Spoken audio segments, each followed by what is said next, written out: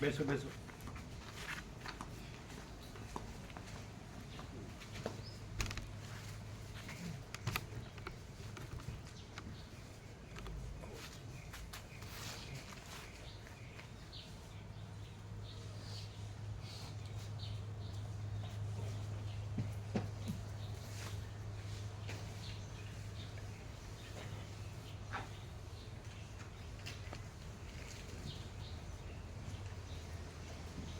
પેલા દ્વારકાવાળા મારી સાથે શું વાત થઈ? પછી તો નથી થઈ. કીધું ને ફોન એકવાર આવ્યો હતો. હા, એકવાર આવ્યો હતો. એટલે એમાં એ શું? ભારે દવા આપી છે ને એનાથી રાહત છે. હે? એમને ડોક્ટરે ભારે દવા, એમને સ્કિનની તકલીફ થઈ હતી. શેની? સ્કિનની બધે શરીરમાં. હા હા. તો ત્યારે એમને હતું કે અમે જઈએ તો, એટલે પછી એમણે એવું ફોન કર્યો કે ભારે દવા આપી છે એનાથી બહુ રાહત છે, હવે તમે આવો તો ખાલી આવવાનું જ થશે, એટલે ના આવો તો ચાલશે એવું. અમેથી કીધું સામેથી. એટલે તમે કીધું ખરું કે અમે નહીં આવી શકીએ એવી વાત થઈ હા, હતી? અમે એવું કહ્યું હતું. એ ક્યારે કીધું? મેસેજ લખ્યો હતો શું કે લખ્યું? જે કામથી અમે તત્વબોધ મૂકીને અહીં આવ્યા છીએ એમાં ફૂલ ફોકસથી લાગેલા છીએ અને અમારી તબિયત બી નરમ ગરમ રહે છે, એટલે અમારથી અવાશે નહીં. અમારી તબિયત પણ નરમ. પેલા ફોકસ. જે કામથી અમે પ્રભુનો તત્વબોધ મૂકીને અમદાવાદ આવ્યા છીએ એ કામમાં ફૂલ ફોકસથી લાગેલા છીએ, એટલે અને બીજું અમારી તબિયત નરમ ગરમ રહે છે, એટલે અમારી આવવાની આશા મૂકી દો માં, એમ કરીને વોઇસ મેસેજ મૂક્યો. હોય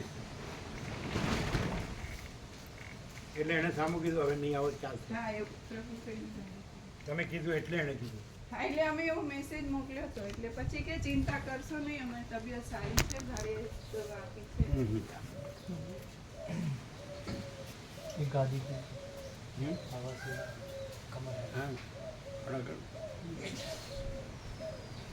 બરાબર.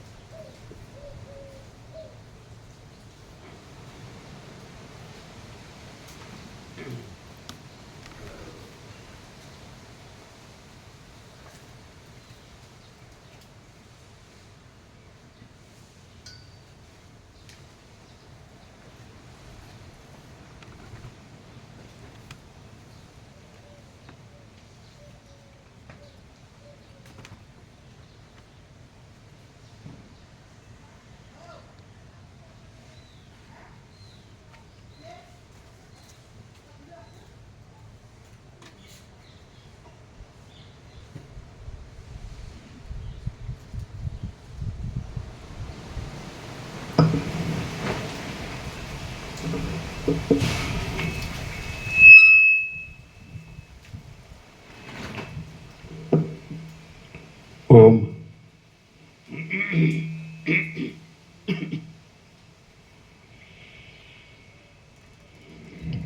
પરમ ચિદાકાશ, પરમ જ્યોતિ, અખંડ જ્યોતિ, મહાચિદાકાશ, સ્વયં પ્રકાશ, સંપૂર્ણ પ્રકાશ, પૂર્ણ બ્રહ્મ, અનંત તેજઘન, અનંત ચિતઘન, પરમાકાશ, કેવલ, અનંત, શુદ્ધ, તેજઘન, પરમાકાશ, અખિલાત્મા, પૂર્ણ બ્રહ્મ, પરમાત્મા, પરમ ચિદાકાશ, પરમ જ્યોતિ, અખંડ જ્યોતિ, અનંત, પૂર્ણ, પરમ ચિદાકાશ, પરમ શાંતિ, स्वयं सिद्ध, स्वयं प्रकाश, स्वयं पूर्ण, स्वस्वरूप, यही सब कुछ है, इसके सिवा कुछ नहीं है। शून्यभास, अनंत कोटि, महाकल्पो है ही नहीं। महाचिदाकाश, स्वयं प्रकाश, संपूर्ण प्रकाश, महाचिदाकाश ज्योति, अनंत, अखंड, अभेद, महाचिदाकाश ज्योति, महातत्व, महासामान्य, महाचिदाकाश, स्वसंवेद्य, सहज निर्विकल्प, महाचिदाकाश, परम कैवल्य, પરમ શાંતિ, પરમ ચિદાકાશ, અનંત, પૂર્ણ, નિરપેક્ષ, સત, અનંત, સંપૂર્ણ, अपरिगी, निर्भ्रांत, निरपेक्ष, वसिष्ठराम, निर्वाण उत्तरार्ध, राउंड 41मो राउंड। તમે છે ને વિશ્રામ કરતા રહેજો એટલે તકલીફ ના થાય, ઉજાગરા નહીં કરતા, ખ્યાલ આવે? બપોરે રાત્રે વિશ્રામ લેજો તો ફરિયાદ નહીં થાય।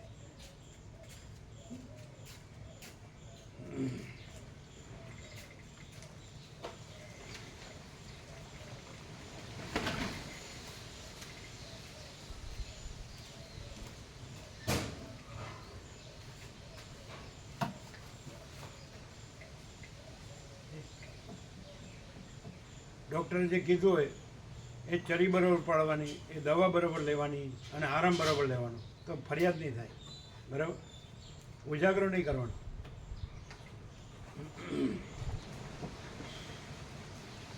બપોરે વિશ્રામ, રાત્રે વિશ્રામ ફૂલ।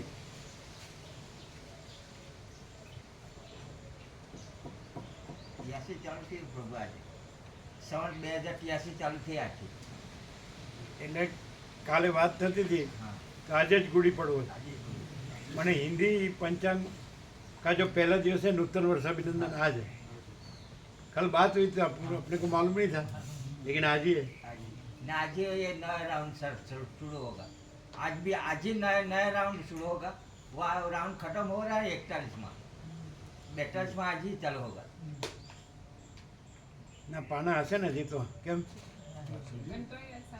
देखो, कल बात हुई लेकिन मालूम नहीं था, फिर आज ही है। और यहाँ का जो विक्रम संवत है वो कार्तिक शुक्ल प्रतिपदा, वो नूतन वर्षाभिनंदन। यह हिंदी पंचांग का आज है, गुड़ी पड़वो। और चैत्र का नवरात्र, 2 नवरात्र होता है, आसो का भी होता है 9 दिन माता जी का, और ये चैत्र का भी होता है नवरात्र, है ना। आपका पीएम है वो आसो का करता है, चैत्र का भी करता है। ये पीएम जो है ना वो खाली नींबू का पानी ही पीता है, એવું છે ને કઈ? आपका पीएम 9 दिन कुछ खाते पीते नहीं, नींबू का पानी બે કરે છે ચૈત્ર ને। એટલે બાળપણથી ને અભ્યાસના સંસ્કાર એના માડીના।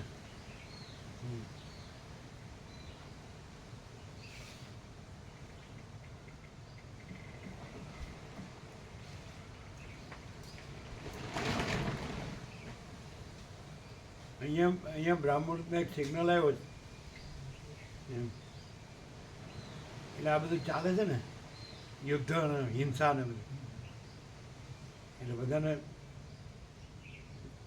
છાતીમાં દબાણ એમ,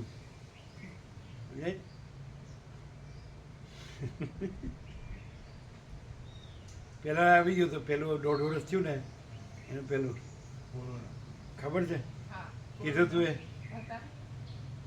હા, તમને ખબર? તમને નથી ખબર? ચાલો, એટલે આ જે પોતાના હાથમાં સત્તા આવી અથવા એને ભંભેરનારા હોય, પ્રેરણા કરનારા હોય, અથવા પોતે પોતાથી કરે તો એને એવી ખબર નથી હું કાંઈ નથી, આનંદમાં હું કાંઈ નથી એવી ખબર ન હોય તો જ કરે ને। આટલું બધું બોમ્બાર્ડિંગ કરે, આટલા નગરો, ગામો, લોકો, આટલી વસ્તુઓ અને બધાનો નાશ કરે, હિંસા કરે, તે લોકોને એમ ખબર ન હોય કે હું આ કરું છું એનું કોઈ મિનિંગ નથી, એમાં કાંઈ થતું નથી અને હું કાંઈ નથી, એવું ન થાય ને। એનું નામ અહમ, ઈગો। ચાલો, કોઈ પણ માણસને જરા પણ અશાંતિ હોય તો હું ને લીધે હોય, અને ખરેખર એ નથી, અને ખરેખર સહજ પરમ શાંતિ છે, પરમ કૈવલ્ય, પરમ શાંતિ, આનંદ સંપૂર્ણ। તો અલ્ટિમેટ રિયાલિટી ઇન ટોટાલિટી, અંતિમ સત્ય સંપૂર્ણતા में। પરમ કૈવલ્ય, પરમ શાંતિ, અનંત સંપૂર્ણ. તો એ જ છે, આ બધું એ જ છે, એ ભ્રાંતિ કાંઈ છે જ નહીં. કાલે આવ્યા હતા મામલતદાર, ગામમાં આવ્યા હતા ગામમાં? ના, ત્યાં ટીડીઓનો પ્રોગ્રામ હતો. ટીડીઓનો પ્રોગ્રામ હતો તાલુકા વિકાસ અધિકારીનો. શેનો? તાલુકા વિકાસ અધિકારીને અંડરમાં હતું બધું. એટલે અમે ત્યાં ગયા હતા, વિવેક પ્રભુનું બંને. એટલે મને જે તરત જ એજન્સીને ફોન કર્યો. અમે ત્યાં પહોંચી ગયા, બધા ડોક્યુમેન્ટ આપ્યા. અને એવું કીધું કે આ સંસદ સભ્યની ભલામણ છે, એટલે એમનું લેટર પેડ જોશે. એટલે આજે વિવેક પ્રભુ જવાના છે, આજે આવવાના છે. હા, એ તો કીધું વિવેક પ્રભુ. હા, અને આ દિલ્હીથી મંજૂરી મળશે એમ કર, એમના કોટામાંથી. એમ એમના કોટામાંથી મળશે, કોના? સંસદ સભ્યના, એમ હસમુખ પ્રભુના. એમ હા બરાબર. એટલે એ આપી શકે. હા, આપી શકે. પહેલાં આપતા હતા, સંસદો આપતા હતા. આ તો અપવાદ છે ને. હા આ તો તત્વબુદ્ધિ શાંતિ છે ને, એ તો બીજું કાંઈ નથી. એટલે ક્યાં આગળ હતી મિટિંગ? દેગામ. ના, આ રખિયાલમાં સેવા સેતુ હતું, બધા કાર્ડ ને બધા કાઢવાના હોય ને, એટલે એવો આખો પેલો એ તો મેરાવડો હતો. એટલે આવ્યા હતા ખરા? ના, એ નહોતા, હવે ક્યાં ગયા હતા અમે દહેગામ ગયા. બહુ પોઝિટિવ છે મામલતદાર. હમ.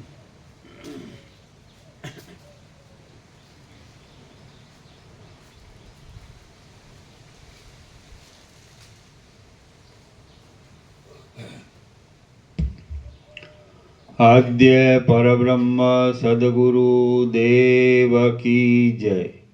ઓમ શ્રી પરમાત્મને નમઃ. સદગ્રંથોમાં શિરોમણી શ્રી યોગવાસિષ્ઠ મહારામાયણ, નિર્વાણ પ્રકરણ, ઉત્તરાર્ધ, સર્ગ 210મો, પેજ નંબર 1739. 1739, સર્ગ 210મો. આ 210મા સર્ગમાં વશિષ્ઠજી પ્રશ્નોનું સમાધાન કરશે અને દેહાદિ સર્વ જગતનું તત્વદ્રષ્ટિ વડે બ્રહ્મ માત્રપણું વર્ણવશે. ફરીથી.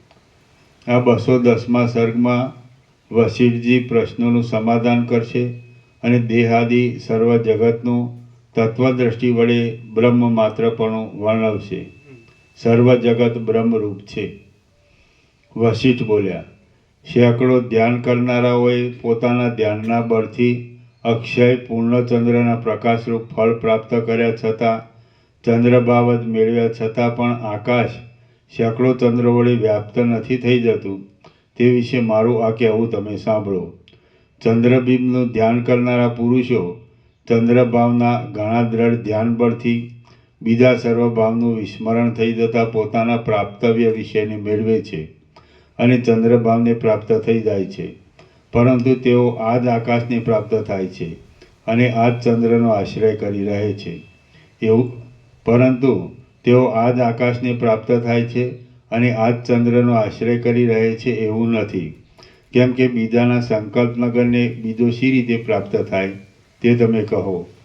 પોતાના સંકલ્પનગરમાં તે ચિંતિત અર્થની પ્રાપ્તિ તે સંકલ્પ કરનાર માણસને જ થાય છે, બીજાને થતી નથી. સર્વ જીવો પૃથક પૃથક પોતાની સંકલ્પમય સૃષ્ટિના આકાશમાં જ રહેલા છે અને કળાઓના ક્ષયથી રહિત એવા ચંદ્રો પણ ત્યાં જ રહેલા છે. હું આ ચંદ્રમાં પ્રવેશ કરું એમ ધ્યાન કરનાર પુરુષ આત્મબુદ્ધિના સુખથી રહિત બની એ જ ચંદ્રની અંદર પ્રવેશ કરે છે. હું ચંદ્રમાં પ્રવેશ કરું અને ચંદ્રબિંબમાં સુખને પણ પ્રાપ્ત થાઉં. એવી રીતે ધ્યાન કરનાર પુરુષ ચંદ્રબિંબમાં પ્રવિષ્ટ થઈ તેવા સુખને ભોગવે છે. એ વાત નિશ્ચિત છે. અવિનાશી ચિદાત્મા જ્યાં જેવા પ્રકારે જેવા સ્વભાવનું અનુસંધાન કરે છે તે તેવા જ પ્રકારે જો દ્રઢ નિશ્ચયવાળો હોય તો જરૂર અનુભવે છે. જેમ પોતાનો ચંદ્રભાવ ધ્યાન કરનારાઓને સર્વને પોતાના સંકલ્પના બળથી જુદો જુદો ચંદ્રભાવનો પોતાના ચંદ્રપણાનો અનુભવ થાય છે, તેમજ પોતાની મેળે કલ્પના બળથી થનારા વનિતાના લાભ વિશે પણ સમજવાનું છે. લાખો ધ્યાન કરનારાઓને એક જ સાધ્વી સ્ત્રી ધ્યાનની અંદર બાહ્યારૂપ થઈ રહે છે. એ વિષયમાં પણ તેમનો કલ્પનાનો અનુભવ તેવા પ્રકારે થઈ તેમને પ્રતીતિમાં આવે છે. અને તે પોતાના અંતઃકરણરૂપ ઉપાધિ વિશિષ્ટ એવા સાક્ષી ચૈતન્યરૂપ અધિષ્ઠાનમાં જ રહેલો છે. ઘરની બહાર નહીં નીકળતો જીવ સાત દ્વીપનો પતિ થઈને રહે છે એ પણ એક તેની કલ્પનાથી ખડું થઈ રહેલું મનોરાજ્ય છે. એ મનોરાજ્ય ચિદાકાશની અંદર કલ્પાયેલા પોતાના ચિત્તાકાશમાં જ રહેલું છે. આ આપણને દેખવામાં આવતું સર્વ જગત સર્વના આદિ અને સ્વભાવથી જ સર્વજ્ઞ એવા હિરણ્યગર્ભની એકમાત્ર કલ્પના જ છે અને તે શૂન્ય નિરવયવ શાંત પરબ્રહ્મ રૂપ છે. તો પછી ઉપાસકોના સંકલ્પથી કલ્પાયેલા જગતમાં તો સત્યતા કેવી જ હોય? દાન, પારલૌકિક કર્મ અને જપ તપ આદિ નિરવયવ છે અને તેમનું પરલોકની અંદર મૂર્તિમાન ફળ શી રીતે મળે છે તે સંબંધમાં હું કહું તે તમે સાંભળો. ચિદાત્માએ જ આકારની કલ્પના કરી છે. તેથી દાનાદિના સંસ્કારવાળી બુદ્ધિ વડે યુક્ત એવા નિરવયવ જીવો તેના સંકલ્પ બળથી પરલોકમાં સ્વપ્નની પેઠે મૂર્તિમાન જેવા જણાતા ફળને પ્રાપ્ત થાય છે. બાકી વસ્તુતઃ જોતા જન્મ આદિ વિકારથી રહિત ચિદાત્માનો જ એ એક વિવર્ત છે. ભ્રાંતિ જ પદાર્થોનો અનુભવ અને અનુભવનો અભાવ એ બંને રૂપ થઈ રહે છે. તે ભ્રાંતિ વડે ચિન્માત્ર આત્મા ચેષ્ટાવાન તથા નિશ્ચેત થાય છે. એ ભ્રાંતિની શાંતિ થાય છે એટલે ચિદાત્મા પોતાના નિર્મળ શાંત સ્વરૂપમાં સ્થિર થઈ રહે છે. અહીં અનુષ્ઠાન કરેલા દાનથી પરલોકની અંદર ચિદાત્માના આભાસ રૂપે રહેલું ફળ પ્રાપ્ત થાય છે. તે તેના સંકલ્પ રૂપ જ છે એમ વિવેકી વિદ્વાનો કહે છે. આ કલ્પનામય સંસારની અંદર દાન કરવાથી અથવા દાન નહીં કરવાથી સ્વાભાવિક એવો સંકલ્પ જ ભોગ ઐશ્વર્ય આદિ દાનના ફળરૂપ છે તથા દારિદ્ર્ય આદિ અદાન નહીં દેવારૂપ છે. એમાં કશો વિરોધ નથી અને તે વાસ્તવિક રીતે ચિન્માત્ર જ છે. હે રાજા, આ સર્વ જે પ્રમાણે તે મને પૂછ્યું તે પ્રમાણે મેં તને કહ્યું. આ સર્વ જગત નિરવયવ છે અને ચિન્માત્ર તત્વની તે એક કલ્પના જ છે. રાજા બોલ્યો, હે મહારાજ, સૃષ્ટિના આદિકાળમાં દેહ શૂન્ય ચૈતન્ય અને તેની કરેલી દેહ કલ્પના એ બંનેનું ભાન શી રીતે થાય? કેમ કે આધાર વિના આધેયનો પ્રકાશ સંભવતો નથી. ભીંત વિના દીવાનો પ્રકાશ શી રીતે થાય? વશિષ્ઠ બોલ્યા, હે મહાબુદ્ધિશાળી, જેમ આકાશમાં શિલાનું નૃત્ય ન હોય તેમ દેહ શબ્દના જે અર્થને તમે સમજો છો તે અર્થ તત્વજ્ઞ પુરુષની દ્રષ્ટિમાં સાવ છે જ નહીં. જે અર્થ બ્રહ્મ શબ્દનો છે તે જ અર્થ શબ્દનો પણ છે. જેમ અંબુ અને અંબસ એ બંને શબ્દના અર્થમાં કોઈ ભેદ નથી. બ્રહ્મ શબ્દનો છે તે જ અર્થ દેવ શબ્દનો. જે અર્થ બ્રહ્મ શબ્દનો છે તે જ અર્થ દેહ શબ્દનો પણ છે. દેહ શબ્દ. કયા શબ્દનો? દેહ.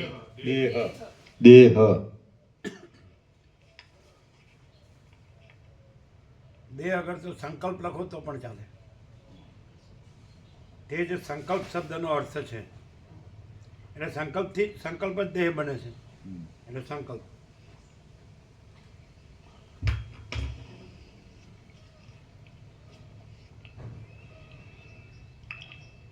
વશિષ્ઠ બોલ્યા, હે મહાબુદ્ધિશાળી, જેમ આકાશમાં શિલાનું નૃત્ય ન હોય તેમ દેહ શબ્દના જે અર્થને તમે સમજો છો તે અર્થ તત્વજ્ઞ પુરુષની દ્રષ્ટિમાં સાવ છે જ નહીં.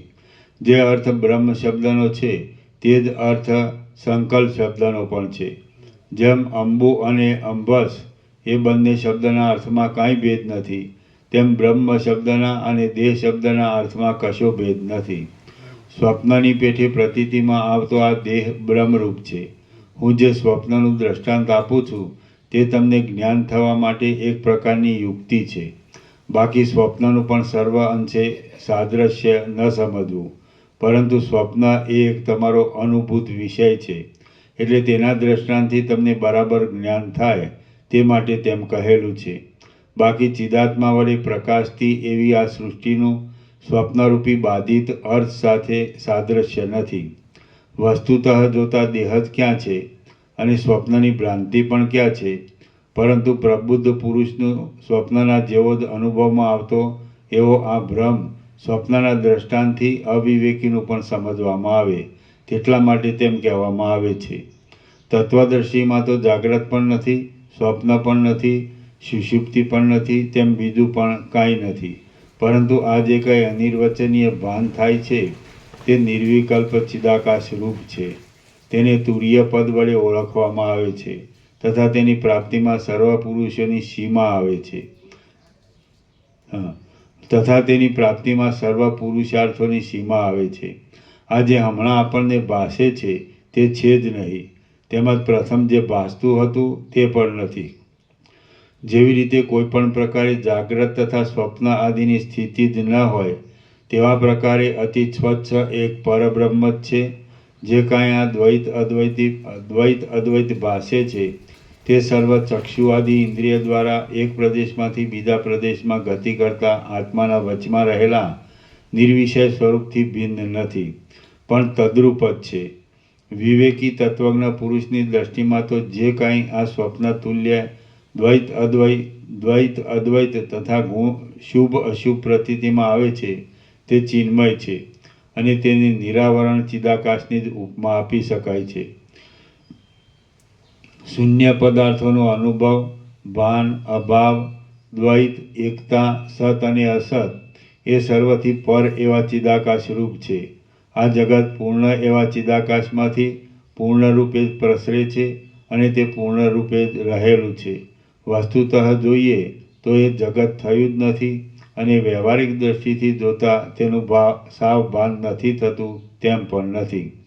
તે સ્ફટિક શિલાના ઘાટા મધ્યભાગ જેવું બ્રહ્મૈક રસ છે. જગત ચિદાકાશનો એક વિલાસ છે, તેથી તે નિરવયવ ચિદાકાશ રૂપ જ છે. જ્યાં જ્યાં ચિન્માત્ર તત્વ છે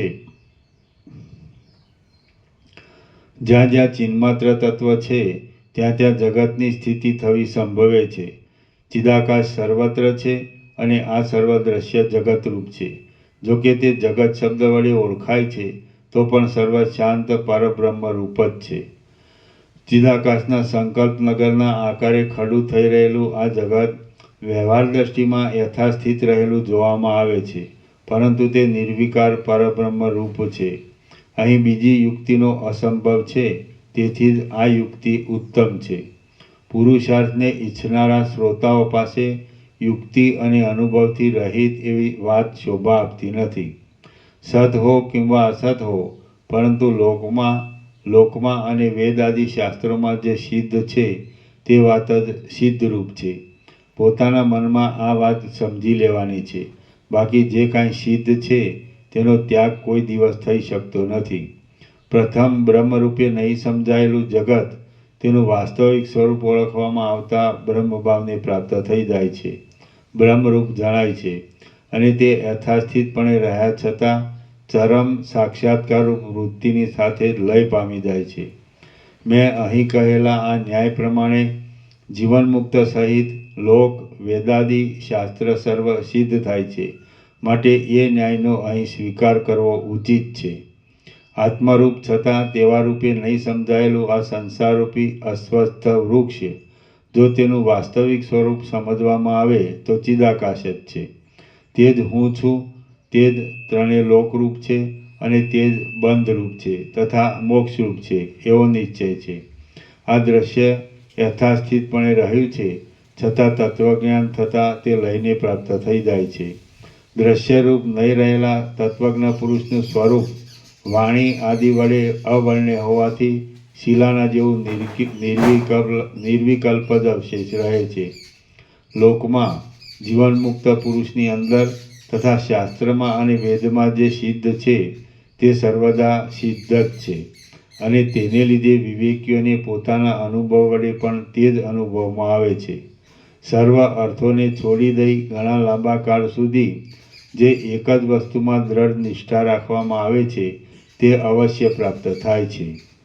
અને સર્વ લૌકિક કાર્યમાં પણ જો કાંઈ બીજી દ્રઢ ભાવના કરવામાં આવી હોય તો તેનો લાભ થાય છે. જે વસ્તુ જેવા પ્રકારની અનુભવમાં આવે છે તે તેવા પ્રકારે જ અનુભવમાં આવ્યા કરે છે.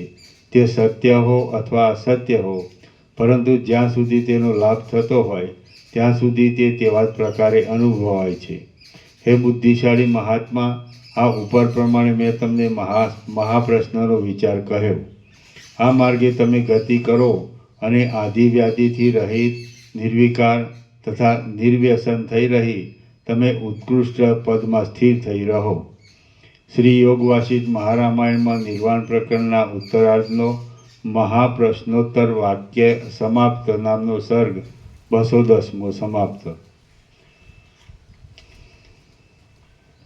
સર્ગ 211મો. આ 211મા સર્ગમાં સિદ્ધ, સાધ્ય આદિ અનેક લોકોના દર્શનનો ઉપાયથી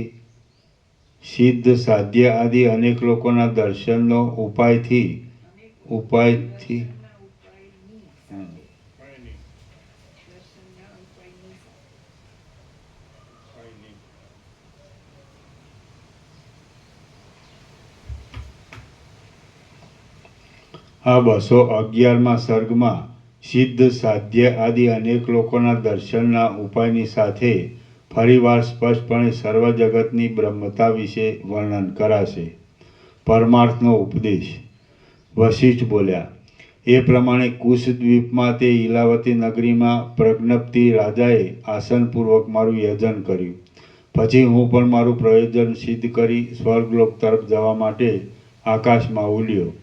હે બુદ્ધિશાળીઓમાં શ્રેષ્ઠ રામ, આજે આ સર્વ વૃત્તાંત મેં અહીં અયોધ્યામાં બેસી તમને કહી સંભળાવ્યો છે.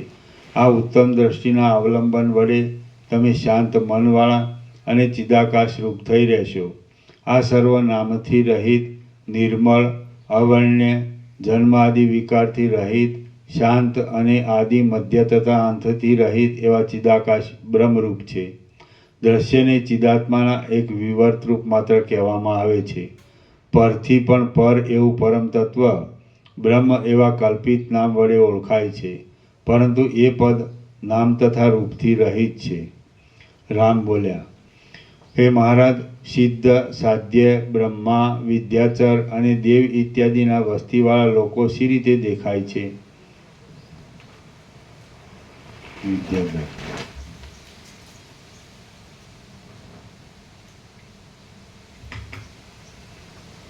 રામ બોલ્યા, હે મહારાજ, સિદ્ધ, સાધ્ય, બ્રહ્મા, વિદ્યાધર અને દેવ ઇત્યાદિના વસ્તીવાળા લોકો શી રીતે દેખાય છે? વશિષ્ઠ બોલ્યા, જો તમે તેવી ધારણાના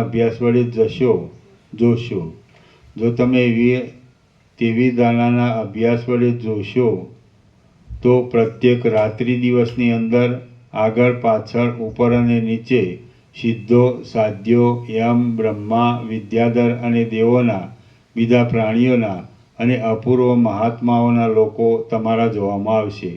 જો તમે તેવી ધારણાના અભ્યાસને અભાવે નહીં જુઓ તો તે તમારા જોવામાં આવશે નહીં. મહલોક, જનલોક, તપલોક અને સત્યલોક આદિ સિદ્ધોના સ્થાનો આ સ્થાનથી ઘણે દૂર છે. સર્વત્ર ગતિ કરનારા સિદ્ધ લોકોના સંકલ્પથી જ, સત્ય સંકલ્પના બળથી જ તે ખડા થાય છે અને તે સર્વત્ર છે. આ આખું વિશ્વ સંકલ્પમય લોકોથી વ્યાપ્ત છે. આ સર્વ દેખવામાં ધારણાનો અભ્યાસ જ મુખ્ય છે અને તમે તે કર્યો નથી. જેવા એ સર્વ કલ્પનામય લોકો છે તેવો જ કાલ્પનિક આ આપણો લોક છે. જેમ કાલ્પનિક વાયુ સર્વત્ર ભમે છે તેમ એ કાલ્પનિક સિદ્ધ લોક પણ ભ્રમણશીલ છે, પરંતુ આપણો આ લોક તેવો નથી. રાત્રિ દિવસ જેવા તમારા સંકલ્પના અને સ્વપ્નના લોકો ખડા થતા રહે છે તેવા જ તેમના સિદ્ધ લોકો છે. સિદ્ધો તેઓને તથા બીજા પણ તેવા જ લોકોને પોતાના સત્ય સંકલ્પ બળથી સ્થિર કરી રાખે છે. એવી જ રીતે તમે પોતે પણ યોગ ધારણાના અભ્યાસથી ધ્યાનને અતિ સ્થિર કરશો અને પોતાના સંકલ્પથી ખડા થઈ જતા લોકોને સ્થિર કરવા ધારશો તો તે જ સમયે તત્કાળ તે નિર્વિઘ્નપણે સ્થિર થશે. વળી તેઓ તમારી ઈચ્છા અનુસાર જ વિસ્તારને તથા સંપત્તિને ધારણ કરશે. એ જ રીતે બીજો પણ કોઈ યોગ્ય અધિકારી અતિ દ્રઢ સંકલ્પ વડે જ યુક્ત હોય તો સિદ્ધની પેઠે જ પોતાના લોકને સ્થિર દેખે છે. માત્ર એ બંનેમાં તફાવત એટલો રહે છે કે સિદ્ધ પુરુષોએ પોતાના સિદ્ધ લોકને ખડા કરી દેનારી પ્રાક્તન ધર્મ સંપત્તિ વડે પોતાના સિદ્ધ લોકોને સ્થિર કરી દીધા હોય છે. તેથી તેમને તે અનાયાસે સિદ્ધ છે.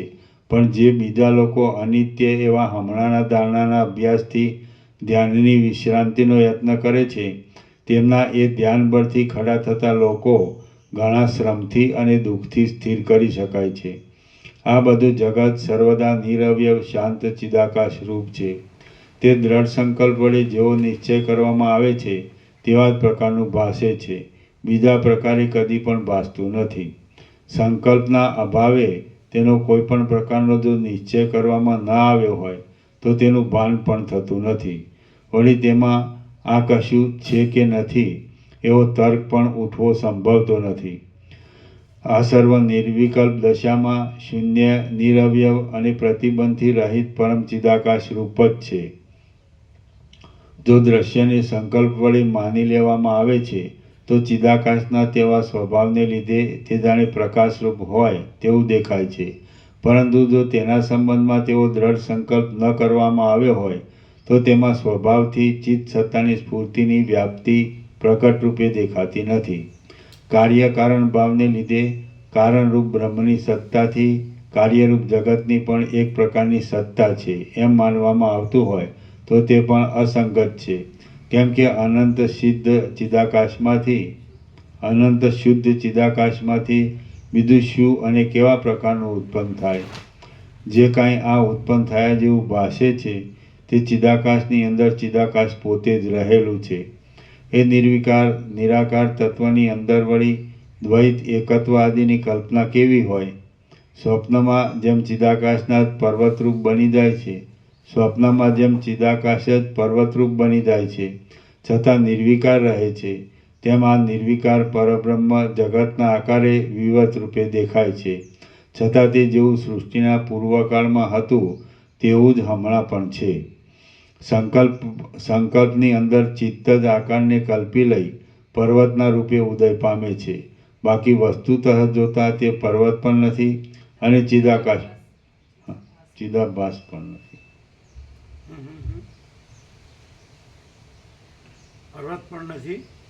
પર્વત પણ નથી, ચિદાભાસ પણ નથી.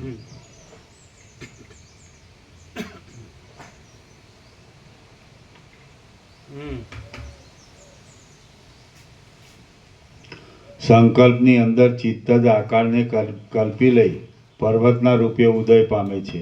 બાકી વસ્તુતઃ જોતા તે પર્વત પણ નથી અને ચિદાભાસ પણ નથી. તે જ પ્રમાણે બ્રહ્મ અને જગતની સ્થિતિના સંબંધમાં સમજી લેવું. મહાબુદ્ધિમાન વિવેકી જીવનમુક્ત પુરુષો ભાષણ આદિ કરતા છતાં પણ પોતાની દ્રષ્ટિએ કાષ્ઠની પેઠે મૌનનો આશ્રય કરી કાષ્ઠના બનાવેલ મનુષ્યની પૂતળાની પેઠે અહીં વ્યવહાર કરતા રહે છે. જેમ જળની અંદર તરંગોના અને આવર્તોના વ્યાપારો અભિન્ન સત્તાથી થતા રહે છે, તેમ બ્રહ્મની અંદર પણ આ સૃષ્ટિઓ અનન્ય સત્તાથી પરિવર્તન પામ્યા કરે છે. જેમ પવનની અંદર નિરાકાર એવી ચપળતા અનન્ય સત્તાથી રહી છે અને આકાશની અંદર જેમ નિરાકાર એવી શૂન્યતા અનન્ય સત્તાથી રહી છે, તેમ બ્રહ્મની અંદર આ સૃષ્ટિઓ નિરવયવ રૂપે અનન્ય સત્તાથી રહી છે. જેમ સંકલ્પ નગરરૂપ છતાં શૂન્ય જ છે અને સાકાર છતાં નિરાકાર છે, તેમ બ્રહ્મની અંદર કલ્પાયેલું જગત પણ દેખાતા છતાં શૂન્ય અને સાકાર છતાં નિરાકાર છે. જોકે આ ત્રણેય લોક ઘણા લાંબા કાળથી અનુભવમાં આવે છે અને લૌકિક વૈદિક કાર્યને સાધી આપનાર છે, તો પણ તે સંકલ્પનગરની પેઠે નિરાકાર અને શૂન્ય છે. જેમ ચિત્તનો સંકલ્પ તે સમયે સંકલ્પનગર રૂપ કહેવાય છે, તેમાં સ્વચ્છ એવું બ્રહ્મ જ આ દ્રશ્ય સંસાર રૂપ છે અને તે જગત શબ્દ વડે ઓળખવામાં આવે છે. જેમ સ્વપ્નમાં પુરુષને પોતાને અનુભવમાં આવતું પોતાનું મરણ વસ્તુતઃ કાંઈ જ હોતું નથી, તેમાં જગતરૂપ વસ્તુ જો કે ઘણા લાંબા સમયથી અનુભવમાં આવે છે તો પણ વસ્તુતઃ કાંઈ જ નથી.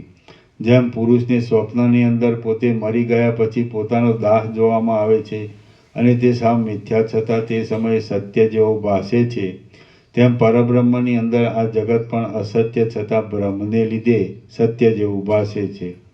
જગતરૂપે દેખાવું અને જગતરૂપે ન દેખાવું એ બંને પરબ્રહ્મના નિર્મળ સ્વરૂપથી ભિન્ન નથી. બાકી પરમાર્થ દ્રષ્ટિથી જોતા ઇતર વસ્તુ અને તેના નામરૂપ સત્ય નથી. હે રામચંદ્રજી, આ પ્રમાણે સિદ્ધ લોક તથા તેનું ભોગાદિ ફળ મારા વર્ણવા પ્રમાણે કલ્પના માત્ર હો અથવા અન્યથા બીજા મુનિઓના કહેવા પ્રમાણે બીજા પ્રકારે હો અથવા ભલે સાવ ન જ હો, પરંતુ તેમાં સાવ જીવન મુક્ત એવા તમારા તેનો શું આદર કરવાનો હોય?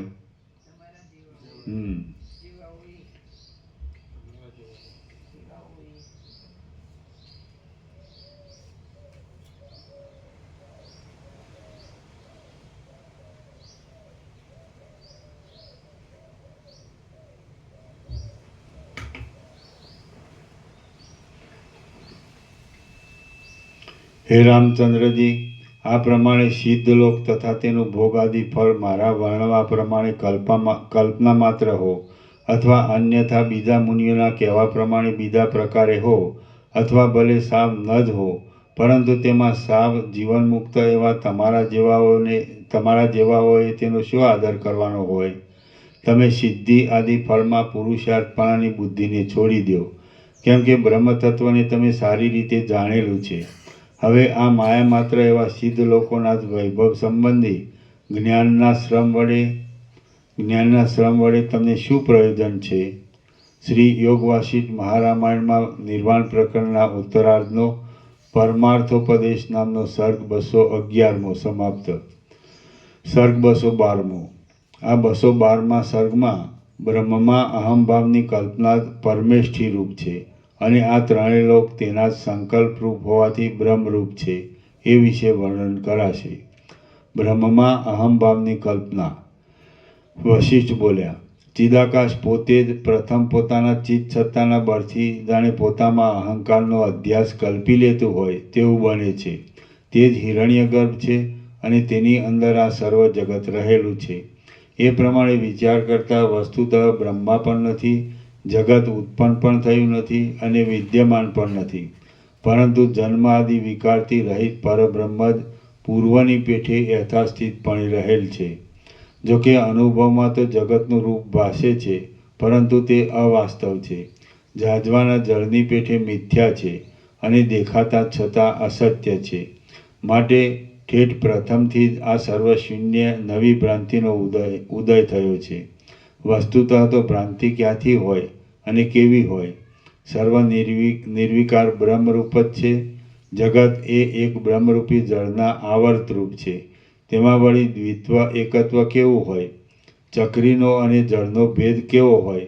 તથા ભેદનો અભાવ હોતા અભેદ પણ ક્યાં રહ્યો? આમ સર્વત્ર શાંત બ્રહ્મ જ એક રસ રૂપે ભરપૂર છે. પોતાના પ્રકાશક સ્વભાવને લીધે તે સમષ્ટિ અહંકારના રૂપને પ્રાપ્ત થાય છે. જેમ વિસ્તારવાળું આકાશ પોતાની અંદર રહેલા શૂન્યપણાને ફેલાવી દે છે, તેમ તે આ દ્રશ્યને પ્રસારી દે છે. જેમ પવન ચપળતાને ધારણ કરે છે, જેમ અગ્નિ ઉષ્ણતાને ધારણ કરે છે અને પૂર્ણચંદ્ર પોતાની શીતળતાને ધારણ કરે છે, તેમ બ્રહ્મ જ પોતાના સ્વરૂપથી કેમ જાણે પદાર્થરૂપ થઈ રહેલ હોય તેવું ભાસે છે. રામ બોલ્યા, હે મહારાજ, નિરાવરણ અનાદિ તથા અનંત એ બ્રહ્મ સદાકાળ રહેનારું છે. તે અહંકારાદિ રૂપે ઉદય પામેલું જ નથી, તો તે હમણાં પામેલું જ છે. હા. રામ બોલ્યા, હે મહારાજ, નિરાવરણ અનાદિ તથા અનંત એ બ્રહ્મ સદાકાળ રહેનારું છે. તે અહંકારાદિ રૂપે ઉદય પામેલું જ છે, તો તે હમણાં સૃષ્ટિકાળમાં જ અહંકારાદિ રૂપે કેમ ઉદય પામતું દેખાય છે? આ માટે આપ શું કહો છો? વશિષ્ઠ બોલ્યા, હા, બરાબર, તે તેમ જ છે. સદૈવ તે બ્રહ્મ સમષ્ટિ અહંકાર આદિ રૂપે પણ થઈ રહે છે. અનાદિ અને જન્માદિ વિકારથી રહિત એ પરબ્રહ્મને પોતાના સ્વરૂપ ચૈતન્ય વડે બીજા કશાની અપેક્ષા રહેતી નથી. બ્રહ્મ જ સર્વદા સૃષ્ટિ તથા પ્રલય એ બંને રૂપ છે અને તે જ ચિદાકાશ રૂપ છે. અવિદ્યા દ્રષ્ટિથી જોતા તો કોઈ દિવસ આ દ્રશ્યનું વાસ્તવિક સ્વરૂપ સિદ્ધ થતું નથી. વિદ્યા દ્રષ્ટિથી જોઈએ તો આ દ્રશ્ય કોઈ કાળે છે જ નહીં. મિશ્ર દ્રષ્ટિથી જોઈએ તો જેમ પવનમાં ચલન શક્તિ રહેલી છે, ચંદ્રમાં શીતળતા રહેલી છે અને આકાશમાં શૂન્યતા રહેલી છે, તેમ બ્રહ્મ, હું તથા તમે એ સર્વ અનન્ય સ્વરૂપવાળા એક જ છીએ. બ્રહ્મ કોઈ દિવસ વિવર્ત રહિત નથી. સર્વદા બ્રહ્મની આવી દ્રશ્ય આદિરૂપ સત્તા છે જ. જગતના અનાદિ પ્રવાહને લીધે આથી જુદા પ્રકારની બીજી સત્તા નથી. તેથી આ જગત અનાદિ અનંત નિર્વિકાર એવા બ્રહ્મરૂપ જ છે. અદ્વિતીય બ્રહ્મજ્ઞાન થયા છતાં પણ તમે અધ્યારોપ દ્રષ્ટિનો અંગીકાર કરી લઈ મારા ઉપદેશના શબ્દોના શ્રવણમાં આસક્ત ચિત્ત થાઓ છો અને મિશ્ર દ્રષ્ટિના પક્ષને સ્વીકારી દ્વૈતને સ્વીકારો છો. બાકી તત્વદર્શિથી તો દ્વૈત નથી જ. મિશ્ર દ્રષ્ટિમાં બ્રહ્મ સર્વરૂપ છે તથા સર્વમાં અંતર્ગત એવો જીવ કાંઈ કર્યા જ કરે છે અને અનુભવે છે. હવે જો બ્રહ્મ જે સર્વના આકારે ક્રિયા કરતું હોય અને અનુભવતું હોય તો સર્વદા સર્વ પ્રકારે સર્વ કરે જાય છે અને અનુભવે છે. પણ નિર્વિશેષ દ્રષ્ટિથી જોઈએ તો કોઈ પણ દેશકાળમાં કશું કોઈ કરતું જ નથી અને અનુભવતું પણ નથી. તેમજ પરબ્રહ્મથી કશું ભિન્ન પણ નથી. હે રામચંદ્રજી, આ શાંત અને સર્વત્ર સામાન્ય રૂપે ભરપૂર એવું બ્રહ્મ ત્રિભુવનના આકારે આ પ્રમાણે સર્વદા ભાષા કરે છે. બાકી બીજું કાંઈ અહીં નથી. કોઈ દેશકાળમાં આકાશમાંથી પર્વતો ઉત્પન્ન થતા નથી, તેમ બ્રહ્મમાંથી જગતો ઉત્પન્ન થતા નથી. આમ માની તમે પરમ શાંતિને પ્રાપ્ત થાઓ. જ્યાં સુધી અલ્પબુદ્ધિવાળા શ્રોતાઓને બરાબર બોધ નથી થયો ત્યાં સુધી સંદેહના અવસરમાં ઉપદેશ આપવા યોગ્ય પુરુષોના ઉપદેશ માટે તમે ખુશીથી ભેદનો સ્વીકાર કરો. બાકી પ્રબુદ્ધ દશા સાંપડશે અને બોધનો ઉદય થશે એટલે તમને અહંકાર, તેનો સંકલ્પ અને જગત એ સર્વના આકારે થઈ રહેલા પ્રજાપતિના ભેદની બુદ્ધિ કે તેના અભાવની બુદ્ધિ થશે જ નહીં. વળી શાસ્ત્ર આદિની કે શબ્દ આદિની બુદ્ધિ એ પણ તત્વજ્ઞની છેલ્લી અવસ્થામાં નથી. રામ બોલ્યા, હે મહારાજ, આ વાત મારા સમજવામાં આવી ગઈ. હવે મને બોધ થાય તે માટે આપે માંડેલી તે ચાલતા પ્રસંગની વાતો ચલાવો. પરબ્રહ્મની અંદર સમષ્ટિ અહંકારનો આવિર્ભાવ થયા પછી શું થાય છે? આપ તો સર્વ જાણનારા છો. હું તે સાંભળવા ઉત્સુક છું. તેથી મને તૃપ્તિ થતી નથી. વશિષ્ઠ બોલ્યા, એ પરબ્રહ્મની અંદર સમષ્ટિ અહંકારનો ઉદય થયા પછી આકાશની સત્તાનો અધ્યાસનો ઉદય થાય છે.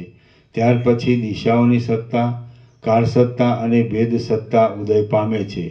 જ્યારે તેને દેહાદિમાં અહંકાર ભાવનું ભાન થાય છે ત્યારે તે દેહ વ્યતિરિક્ત ઇતર સ્થળમાં હું નથી એવું ભાન પણ અવશ્ય ઉદય પામે છે.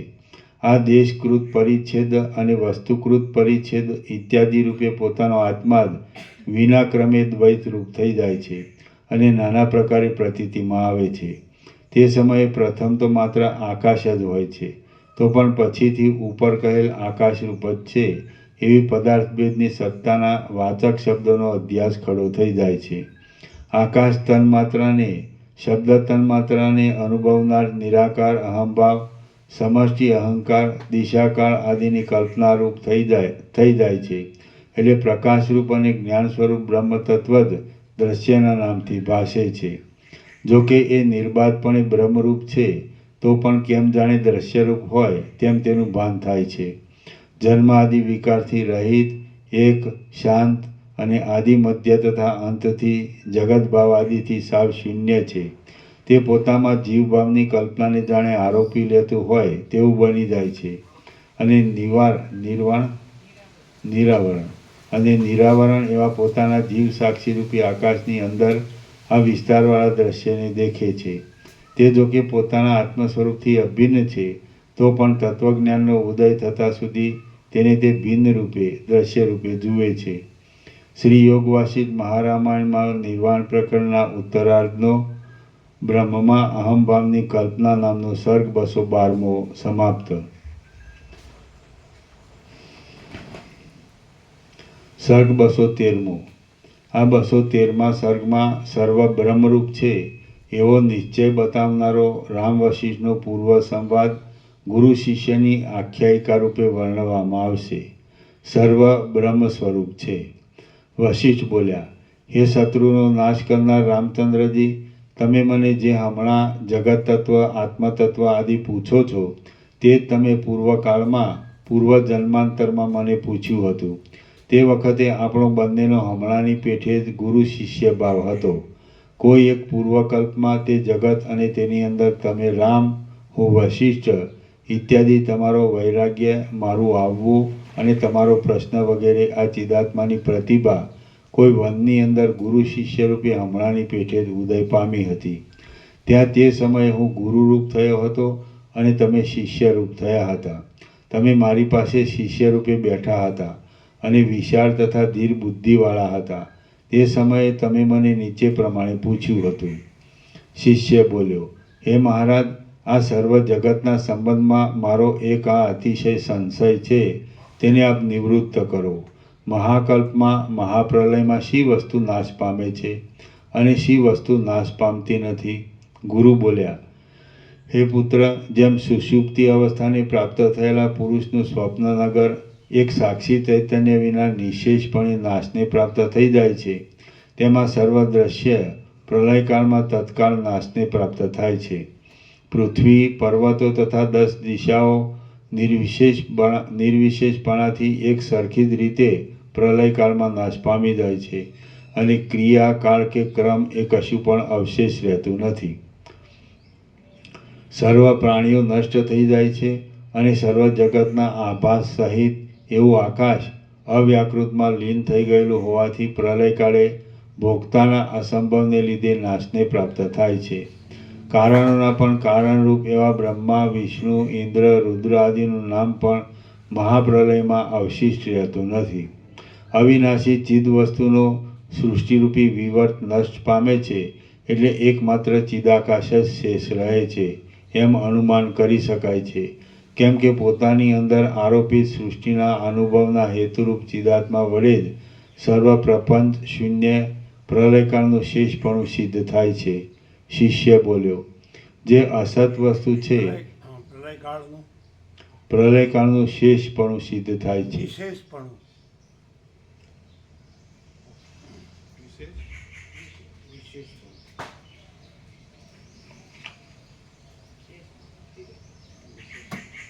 બરાબર.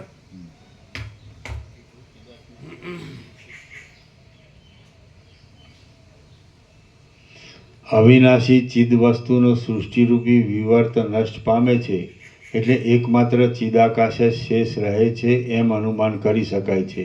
કેમ કે પોતાની અંદર આરોપિત સૃષ્ટિના અનુભવના હેતુરૂપ ચિદાત્મા વડે જ સર્વ પ્રપંચ શૂન્ય પ્રલયકાળનું વિશેષપણું સિદ્ધ થાય છે. વિશેષપણું નિશેષ નિશ્ચિત. અને વિશેષ લખ્યું અમે એવું લખ્યું. ની ની ની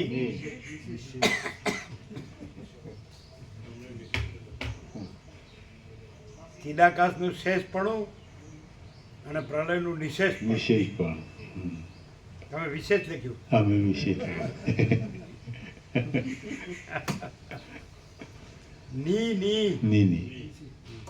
અવિનાશી ચિદ વસ્તુનો સૃષ્ટિરૂપી વિવર્ત નષ્ટ પામે છે એટલે એકમાત્ર ચિદાકાશ જ શેષ રહે છે એમ અનુમાન કરી શકાય ચિદાકાશ છે. શેષ હા, અને સૃષ્ટિ નિશેષ. નિશેષ. હા. કેમ કે પોતાની અંદર આરોપિત સૃષ્ટિના અનુભવના હેતુરૂપ ચિદાત્મા વડે જ સર્વ પ્રપંચ શૂન્ય પ્રલયકાળનું નિશેષપણું સિદ્ધ થાય છે. યસ. શિષ્ય બોલ્યો, જે અસત વસ્તુ છે તેની સત્તા સંભવતી નથી અને જે સત્ય છે તે નિશેષનો અર્થ લખો તો શૂન્ય. શૂન્યપણું. અને ચિદાકાશનું શેષપણું એટલે પૂર્ણપણું. બરાબર ઉધર પ્રભુ. ચિદાકાશનું શેષપણું એટલે પૂર્ણપણું અને સૃષ્ટિનું નિશેષપણું એટલે શૂન્યપણું.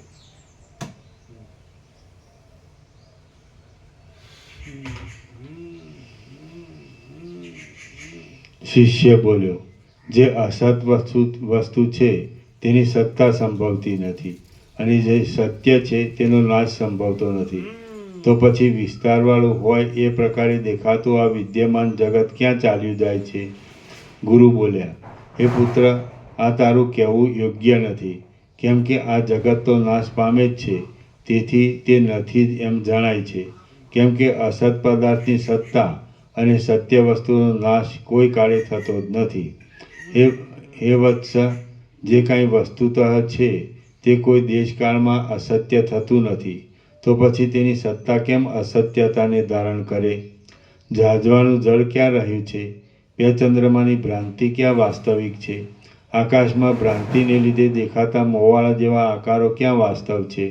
અને ભ્રાંતિ વડે થતો અનુભવ ક્યાં વાસ્તવ હોય છે? હે પુત્ર, આ સર્વ દ્રશ્ય ભ્રાંતિ માત્ર છે, અસત્ય છે અને સ્વપ્નનગરની પેઠે ભાષા કરે છે. તો તે શા માટે બાધિત ન થાય? જેમ જાગ્રત અવસ્થામાં સ્વપ્ન અને સ્વપ્ન અવસ્થામાં જાગ્રત બાધિત થઈ જાય છે, તેમ સર્વત્ર જ્ઞાનનો ઉદય થતાં આ સર્વ નિશેષ રીતે બાધિત થઈ જાય છે.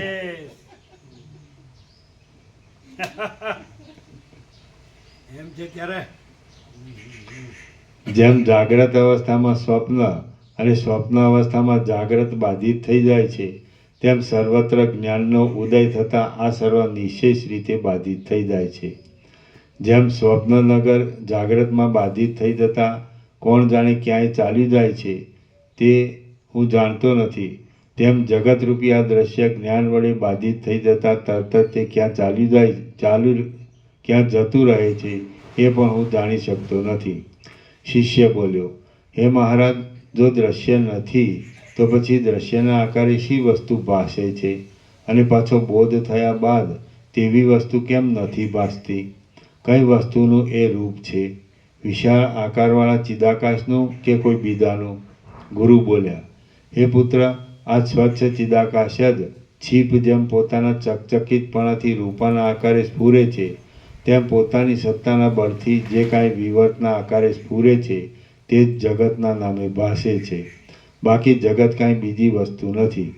પોતાના સ્વચ્છ સ્વરૂપને નહીં છોડતા જે આવા જગતના આકારે વિવર્ત રૂપે ભાસવું તે વિશાળ આકારવાળી ચિદાકાશરૂપ વસ્તુનું એક સ્વરૂપ જ છે.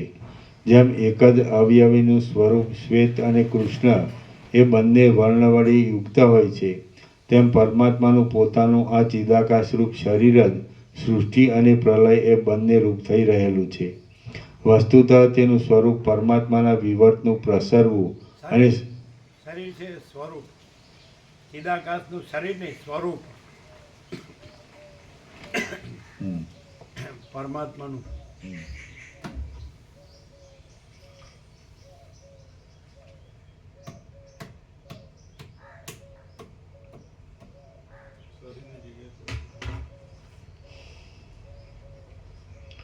જેમ એક જ અવયવીનું સ્વરૂપ શ્વેત અને કૃષ્ણ એ બંને વર્ણ વડે યુક્ત હોય છે, તેમ પરમાત્માનું પોતાનું આ ચિદાકાશરૂપ સ્વરૂપ જ સૃષ્ટિ અને પ્રલય એ બંને રૂપ થઈ રહેલું છે. વસ્તુતઃ તેનું સ્વરૂપ પરમાત્માના વિવર્તનું પ્રસરવું અને સમેટાઈ જવું એ જ છે. સ્વરૂપ આ તમે પોતે જ સ્વચ્છ જળવાળા ધરામાં પ્રતિબિંબ રૂપે દેખાતા બિંબ ચિદાકાશનો બધો શરીર નો હોય, હા, સ્વરૂપ હોય. સ્વરૂપ. આ તમે પોતે જ સ્વચ્છ જળવાળા ધરામાં પ્રતિબિંબ રૂપે દેખાતા બિંબ પ્રતિબિંબ રૂપે જુદા જુદા જણાવો છો, પરંતુ બિંબ પ્રતિબિંબ ભાવરૂપી ભેદનો ક્ષય થઈ જતા એક જ છો. તે જ પ્રમાણે ધરામાં પ્રતિબિંબ પડ્યા અગાઉ પણ બિંબ પ્રતિબિંબ રૂપે બીજા સ્થળે દર્પણ આદિમાં ભિન્ન ભિન્ન આકારે ભાસતા છતાં તમે એક જ છો. આમ તમારા મૂળ બિંબ સ્વરૂપમાં કશો ક્ષય કે ઉદય થતો નથી. તેમજ સ્વચ્છ બ્રહ્મ પણ સૃષ્ટિમાં અને પ્રલયમાં એક જ રૂપે રહેલ હોવાથી તેનો ક્ષય કે ઉદય થતો નથી. જેમ જેમ સ્વપ્નમાં અને સુષુપ્તિમાં એક નિદ્રા જ નિરંતર અક્ષય રૂપે રહી હોય છે, તેમ તેમ સૃષ્ટિમાં અને પ્રલયમાં ચિદ્રૂપ બ્રહ્મ જ એક અવિકારી રૂપે રહેલ છે. જેમ સ્વપ્નમાં દ્રષ્ટાને દેખાતું જગત જાગ્રતમાં અને સુષુપ્તિમાં બાધિત થઈ જતાં નિશેષ રીતે શાંત થઈ જાય છે, તેમ આ આપણું જગત પણ જ્ઞાન વડે બાધિત થઈ જતાં નિશેષપણે શાંત થઈ જાય છે.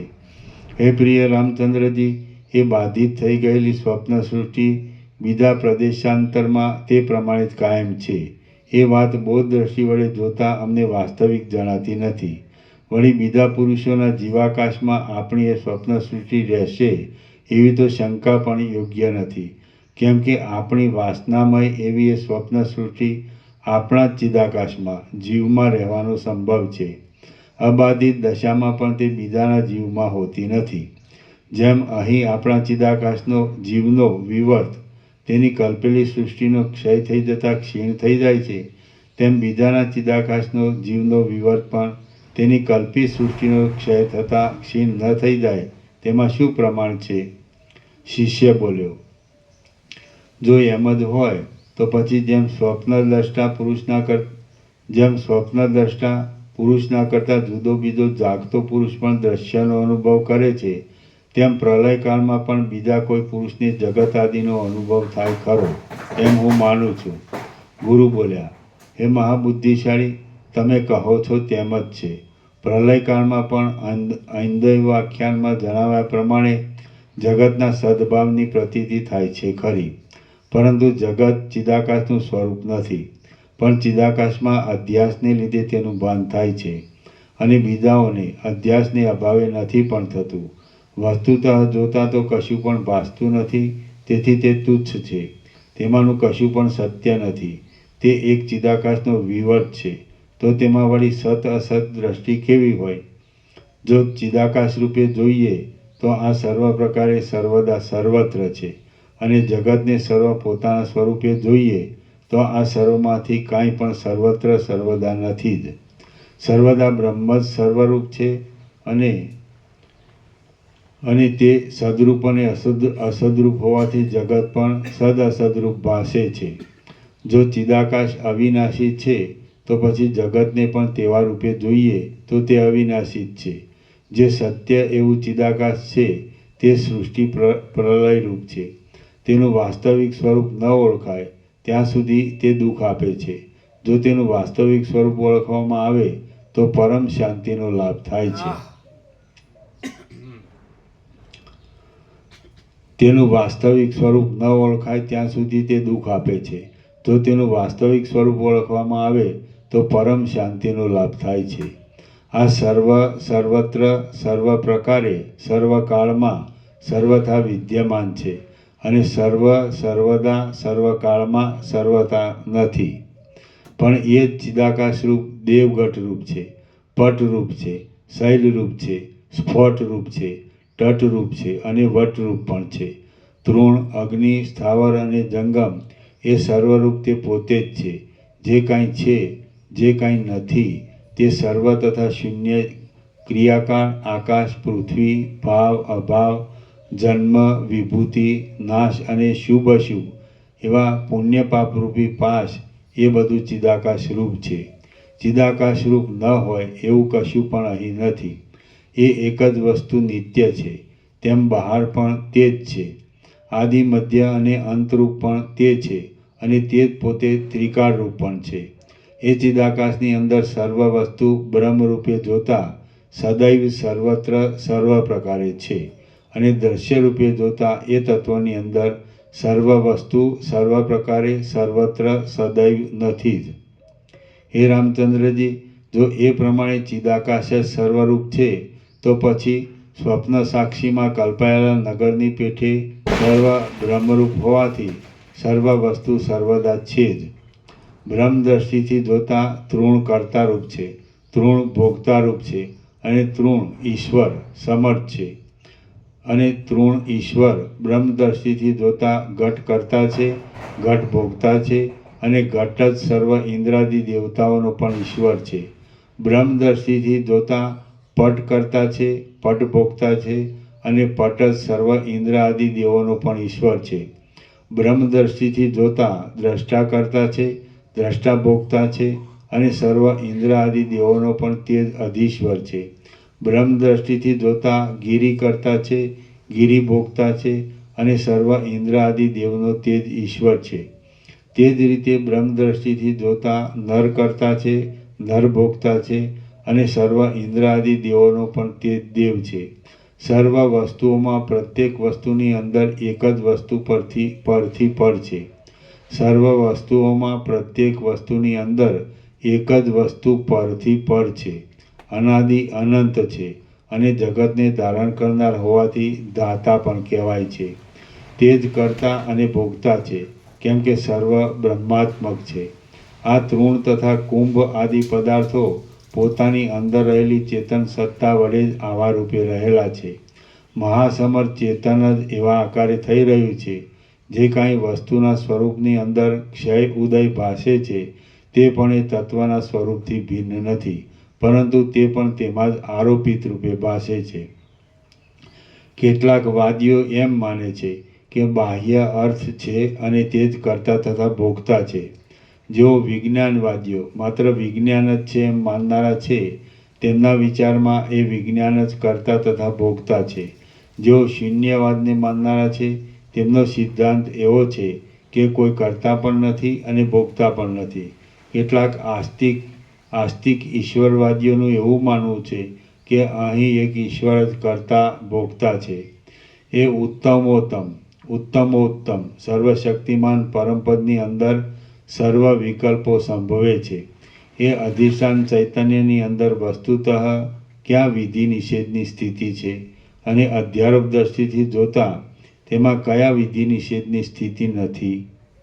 ચિદાકાશ પોતાના શુદ્ધ સ્વરૂપની અંદર તે વાસના અનુસાર જાણે દ્રશ્યની ભાવના હોય તેમ બની જાય છે, અને પોતે પણ જાણે દ્રષ્ટારૂપ થઈ ગયું હોય તેવા ભાવને ધારણ કરે છે. આમ તે પોતાના આત્માને જ જગતના આકારે દેખે છે. બાકી વસ્તુતઃ પોતે નિર્વિકાર દશામાં રહેવાને શક્તિમાન છે.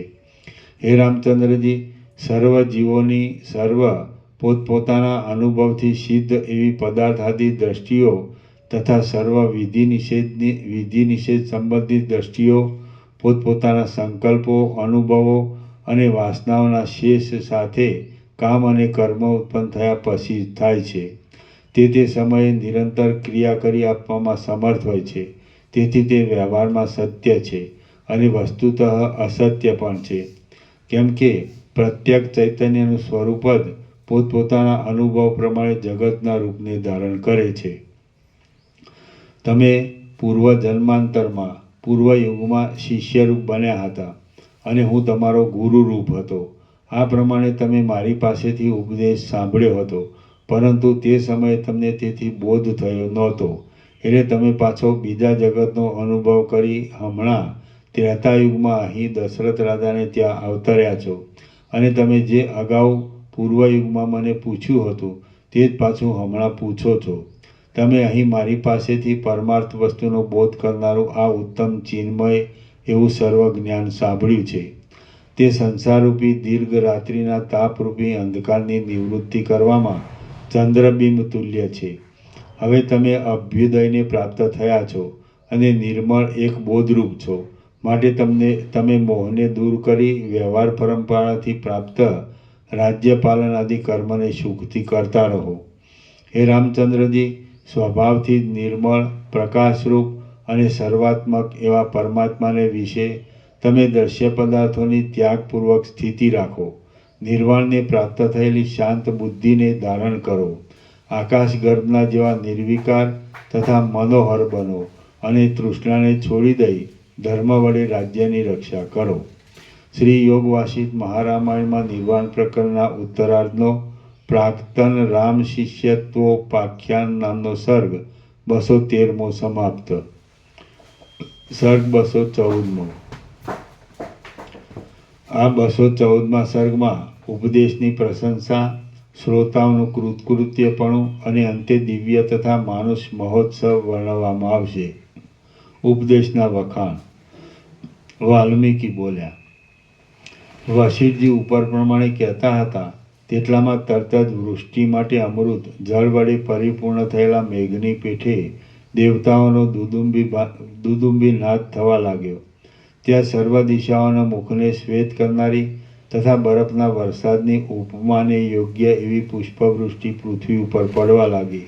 કેસરોના સમૂહરૂપી સાયંકાલના વાદળાના જેવા રાતા અંગરાગને ધારણ કરનારી, પવન વડે કંપિત થયેલ ધોળા કેસરરૂપી ગૌરહારને સજનારી અને પુષ્પોની અંદર સુશોભિત એવા જળબિંદુઓરૂપી શીતળ અંગવાળી એ પુષ્પવૃષ્ટિ જાણે ઇન્દ્રલોકમાંથી સાક્ષાત પુણ્યલક્ષ્મી પોતે ત્યાં આવી હોય તેવી જણાતી હતી. વળી પ્રલયકારરૂપી મરકટે કંપાવેલ લોકપાલોના નગર આદિરૂપ શાખાઓવાળા સ્વર્ગરૂપી કલ્પવૃક્ષમાંથી તરત નીચે પડેલા અને દિશાઓના મુખમાં તરત નીચે પાડી નાખવાને પ્રવૃત્ત થતા કાળરુદ્રે ફેંકેલા સુંદર કાંતિવાળા તારાગણનું ખડખડ હાસ્ય કરી એ પુષ્પવૃષ્ટિ દાણે અનુકરણ કરતી હોય તેવી દેખાતી હતી. ત્યાર પછી દુદુંબીના નાદો વડે ગાજી રહેલા કેસરાઓના સમૂહરૂપી મેઘવાળી બરફની પેઠે મનને હરણ કરનારી પુષ્પોના પ્રવાહ સુગંધ વડે સર્વ સભાને પૂર્ણ કરી રહેલી અને જોતા જ આનંદનો વિસ્તાર કરતી એ પુષ્પવૃષ્ટિ પડતી બંધ થઈ. હવે પોતાના સ્થાનને અનુસરી ક્રમવાર યોગ્યતા પ્રમાણે નીચે બેઠેલા સર્વ સભ્યોએ તે દિવ્ય પુષ્પોને લીધા અને વશિષ્ઠ ઋષિના ચરણમાં પુષ્પાંજલિ અર્પણ કરી. આમ વશિષ્ઠજીને પ્રણામ કરી તે સભાસદો એ દિવ્ય પુષ્પોના સુગંધનો અને શીતળતા આદિનો સંપર્ક પામ્યા. એટલે તેઓ દુર્ગંધ આદિથી થતા ખેદનો, ક્ષુધા, તૃષા, શ્રમ આદિથી થતા ખેદનો તેમજ જન્મ મરણ આદિ વિષય ખેદનો ત્યાગ કરવા લાગ્યા. દશરથ રાજા બોલ્યા, અહો, અમે આ સંસારરૂપી અતિ લાંબા જંગલમાં લાંબો કાળ ભમવાથી બહુ જ થાકી ગયા હતા, પરંતુ આપના અનુગ્રહપૂર્વક આ ઉપદેશથી અમે સુખથી આત્મ અવગાહનમાં અધિકારી થયા છીએ. જેમ શુદ્ધ વાદળા પર્વતમાં વિશ્રામ લે છે તેમ અમે હવે આત્મામાં સ્થિર ચિર વિશ્રાંતિ પામ્યા છીએ. અમે સંપૂર્ણ રીતે આજે કર્મનો અવધિ દીઠો, આપત્તિનો સીમાડો જોયો, સર્વ જાણવાનું જાણી લીધું અને પરમપદમાં અમે વિશ્રાંત થયા. ધ્યાન વડે કલ્પિત અને બ્રહ્મ સ્વરૂપની અંદર ભિન્ન રૂપે આરોપાયેલા એવા આકાશની અંદર ઘણા લાંબા કાળ સુધી વિહાર આદિના અનુભવના લીલાના આખ્યાન આદિમાં બતાવેલા બ્રહ્મ વડે ધારણાથી સર્વના આધારરૂપ એવા બ્રહ્મની અંદર વિશ્રાંતિ થતાં દેહ ત્યાગના ક્રમ વડે સંકલ્પમાં નવીન નિર્માણ વડે સ્વપ્ન સૃષ્ટિમાં અથવા સ્વપ્ન દ્રષ્ટિમાં અનુભવાતા જગત સંબંધી ત્રિવિધ તાપો વડે સુક્તિ, છીપમાં ભ્રાંતિ વડે જણાતા રૂપાના અનુભવ વડે સ્વપ્નમાં થતા પોતાના મરણના દર્શન વડે પવનની અંદર અભિન્ન સત્તાથી રહેલી તેની ચલન શક્તિ વડે જળમાં અભિન્ન સત્તાથી રહેલા દ્રવપણા વડે ઇન્દ્રજાળના નગરના સમૂહો વડે ગંધર્વ નગરના સમૂહો વડે માયાથી દેખાતા પાણીના પૂરના સમૂહ વડે ઝાંઝવાના જળની નદીના વેગ વડે સર્વના ઉત્તરકાળમાં પ્રલય વખતે વર્ણવેલા પ્રચંડ પવનના સ્પર્શ વડે બે ચંદ્રમાના અનુભવના ઉદય વડે મદને લીધે વિવેકનો નાશ થતાં જણાતા કલ્પનામય નગરની ચપળતા વડે શુભ અશુભનું સૂચન કર્યા વિના જ ભ્રાંતિ વડે પ્રતીતિમાં આવતા ભૂકંપ વડે બાળકને થતા યક્ષ આદિના અનુભવ વડે આકાશમાં ભ્રાંતિ વડે જણાતા એવા મચ્છરા મોવાળા આદિના જેવા આકારના દર્શન વડે અને તેવા જ પોતાના અનુભવમાં આવે એવા બીજા દ્રષ્ટાંતો વડે અહો, આપે અમારી દ્રશ્યની ભ્રાંતિરૂપ દ્રષ્ટિને દૂર કરી છે. રામ બોલ્યા, હે મુનીશ્વર, આપની કૃપાથી મારો મોહ નષ્ટ થઈ ગયો છે. હું પરમપદને પ્રાપ્ત થયો છું, બ્રહ્મરૂપ થઈ રહ્યો છું અને અત્યંત શુદ્ધ બુદ્ધિવાળો થયો છું. હું નિસંદેહ બની જઈ બ્રહ્મરૂપ સ્વભાવની અંદર સ્થિર થઈ રહ્યો છું. હું આવરણ રહિત એવા શુદ્ધ વિજ્ઞાનરૂપ છું અને આપ જે કહેશો તે પ્રમાણે કરીશ. અમૃતની વૃષ્ટિની પેઠે સુખ આપનારા આપના વચનોનું હું વારંવાર સ્મરણ કરીશ. કોઈ માન અપમાન કરે તેમાં સમદ્રષ્ટિ રાખીશ અને હું શાંત છતાં પણ જાણે વારંવાર હર્ષને પ્રાપ્ત થતો હોઉં તેવો થઈ રહીશ. મને હવે આજે કશું કરવાનું પણ પ્રયોજન નથી અને ન કરવાનું પણ પ્રયોજન નથી. હું જેવો પ્રથમ વ્યવહારમાં રહ્યો હતો તેવો જ હમણાં પણ રહું છું, પરંતુ હમણાં વ્યવહારના સંપર્કથી થતા તાપથી હું રહિત છું. જેવો આપના વચનથી અમને વિશ્રાંતિનો ઉપાય મળ્યો છે તેવો બીજો કયો ઉપાય છે? અને વળી એવી બીજી દ્રષ્ટિ પણ કેવી હોય? અહો, આજે મેં વિશ્રાંતિ સુખની અમાપ ભૂમિ મેળવી છે. જન્મ મરણ આદિ અનેક અનર્થોવાળી આવી સંસાર દશા તો પ્રાણીઓને ખરેખર કષ્ટ આપનારી છે. મારો કોઈ પણ શત્રુ નથી અને મિત્ર પણ નથી. મારું આ શરીર કે ક્ષેત્ર આદિ કશું પણ નથી. આ આત્મ ચૈતન્ય જ્યાં સુધી બોધ થયો ન હતો ત્યાં સુધી મને જગતના આકારે દુઃખ આપનારું ભાસતું હતું, પરંતુ હમણાં મને બોધ થયો છે, તેથી તે શાંત અને સર્વ અર્થ વડે સુંદર ભાસે છે. હે મહારાજ, મનુષ્ય આપના અનુગ્રહ વિના આવી તત્વદ્રષ્ટિને શી રીતે મેળવે? બાળક સેતુ વિના કે વહાણ વિના સમુદ્રને કેમ તરી શકે? લક્ષ્મણ બોલ્યા, વશિષ્ઠ મુનિના આ વચનોનો બોધ અનેક જન્માંતરોમાં ભેગી થયેલી વશિષ્ઠ મુનિના આ વચનોનો બોધ અનેક જન્માંતરોમાં ભેગી થયેલી દુર્વાસનાના યોગે ઉત્પન્ન થતા સંશયોનો નાશ કરનારો છે, અને તે અનેક જન્માંતરોમાં ભેગા થયેલા સેંકડો પુણ્યના યોગે ઉદય પામેલો છે.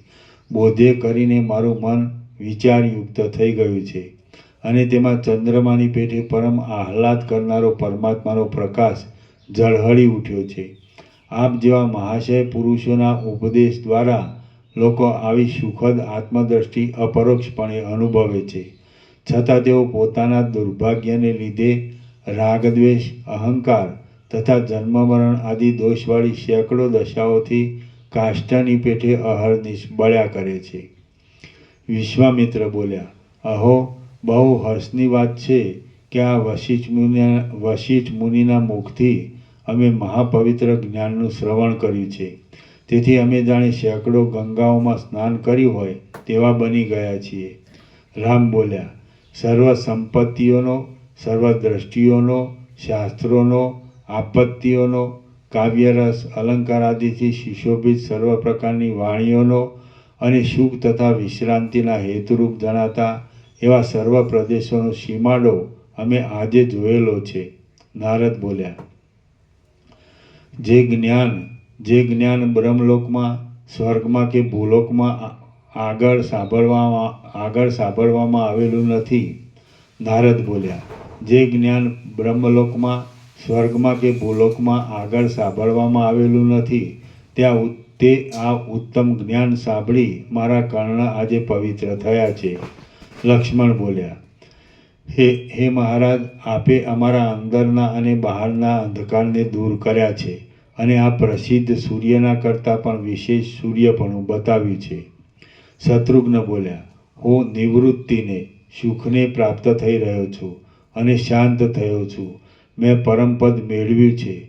ઘણા લાંબા કાળે હું પરિપૂર્ણ થઈ રહ્યો છું અને કેવળ સુખમાં જ રહ્યો છું. દશરથ રાજા બોલ્યા, આ મુનિવર્ય શ્રી વશિષ્ઠ ઋષિ મહાધીર છે. તેમણે ઘણા જન્માંતરોથી સંચિત કરેલા એવા અમારા પુણ્યના યોગે અમને આ પરમ પવિત્ર શાસ્ત્રનો અને તત્વનો બોધ કર્યો છે. તેથી અમે પરમ પવિત્રપણાને પ્રાપ્ત થઈ ગયા છીએ. વાલ્મીકી બોલ્યા, ઉપર પ્રમાણે દશરથ રાજા વગેરે સર્વ વાતો કરતા હતા તેટલામાં જ્ઞાન વડે પવિત્ર એવી વાણી શ્રી વશિષ્ઠ ઋષિ બોલ્યા, હે રઘુકુળમાં ચંદ્રરૂપ મહારાજ દશરથ, હું આપને જે કહું તે આપ કરો. ઇતિહાસની કથાને અંતે દ્વિજાતિ વગેરેનું પૂજન કરવું જોઈએ. માટે તમે આજે સર્વ બ્રાહ્મણોની કામનાને પૂર્ણ કરો. તેમ કરવાથી વેદના અર્થનું આ રામાયણ દ્વારા શ્રવણ કરવાના રૂડા અનુષ્ઠાનના શાશ્વત ફળને આપ પ્રાપ્ત થશો. કીડાના જેવા તુચ્છ દરિદ્ર માણસે પણ મોક્ષના ઉપાયરૂપ કથા વસ્તુની સમાપ્તિ થતાં યથાશક્તિ દ્વિજોનું પૂજન કરવું જોઈએ. તો પછી આપ જેવા મહારાજા માટે તો શી વાત કરવી. ઉપર પ્રમાણે મુનિ વશિષ્ઠજીના વચન સાંભળી રાજા દશરથે વેદવાદી એવા ઉત્તમ 10,000 બ્રાહ્મણોને દૂત દ્વારા બોલાવ્યા. તેમણે મથુરામાંથી, સૌરાષ્ટ્રમાંથી અને ગૌડમાંથી ઉત્તમ કુળોના 10,000 બ્રાહ્મણોને બોલાવ્યા. તેમનું યથાવિધિ પૂજન કરી રાજા દશરથે તેમને ભોજન કરાવ્યા. તેમાં પણ જેમાં જ્ઞાનની વિશેષ અધિકતા હતી તેમને પ્રથમ ભોજન કરાવવામાં આવતા હતા. તેમણે સર્વની ઈચ્છા પ્રમાણે ભોજન, અન્નદાન, દક્ષિણા આદિ વડે તે બ્રાહ્મણોનું પૂજન કર્યું. વળી તેમણે તે પિતૃઓનું, દેવતાઓનું, રાજાઓનું, નગરવાસીજનોનું, અમાત્યોનું, ભૃત્યોનું તથા દીન, અંધ, કૃપણ આદિ મનુષ્યોનું પણ તે જ પ્રમાણે પૂજન કર્યું. તે દિવસે દશરથ રાજાએ પોતાને સંસારનો સીમાડો લાદ્યો હતો, તેથી પોતાના સ્નેહી સંબંધીઓ સાથે ઉત્તમ ઉત્સવ કર્યો.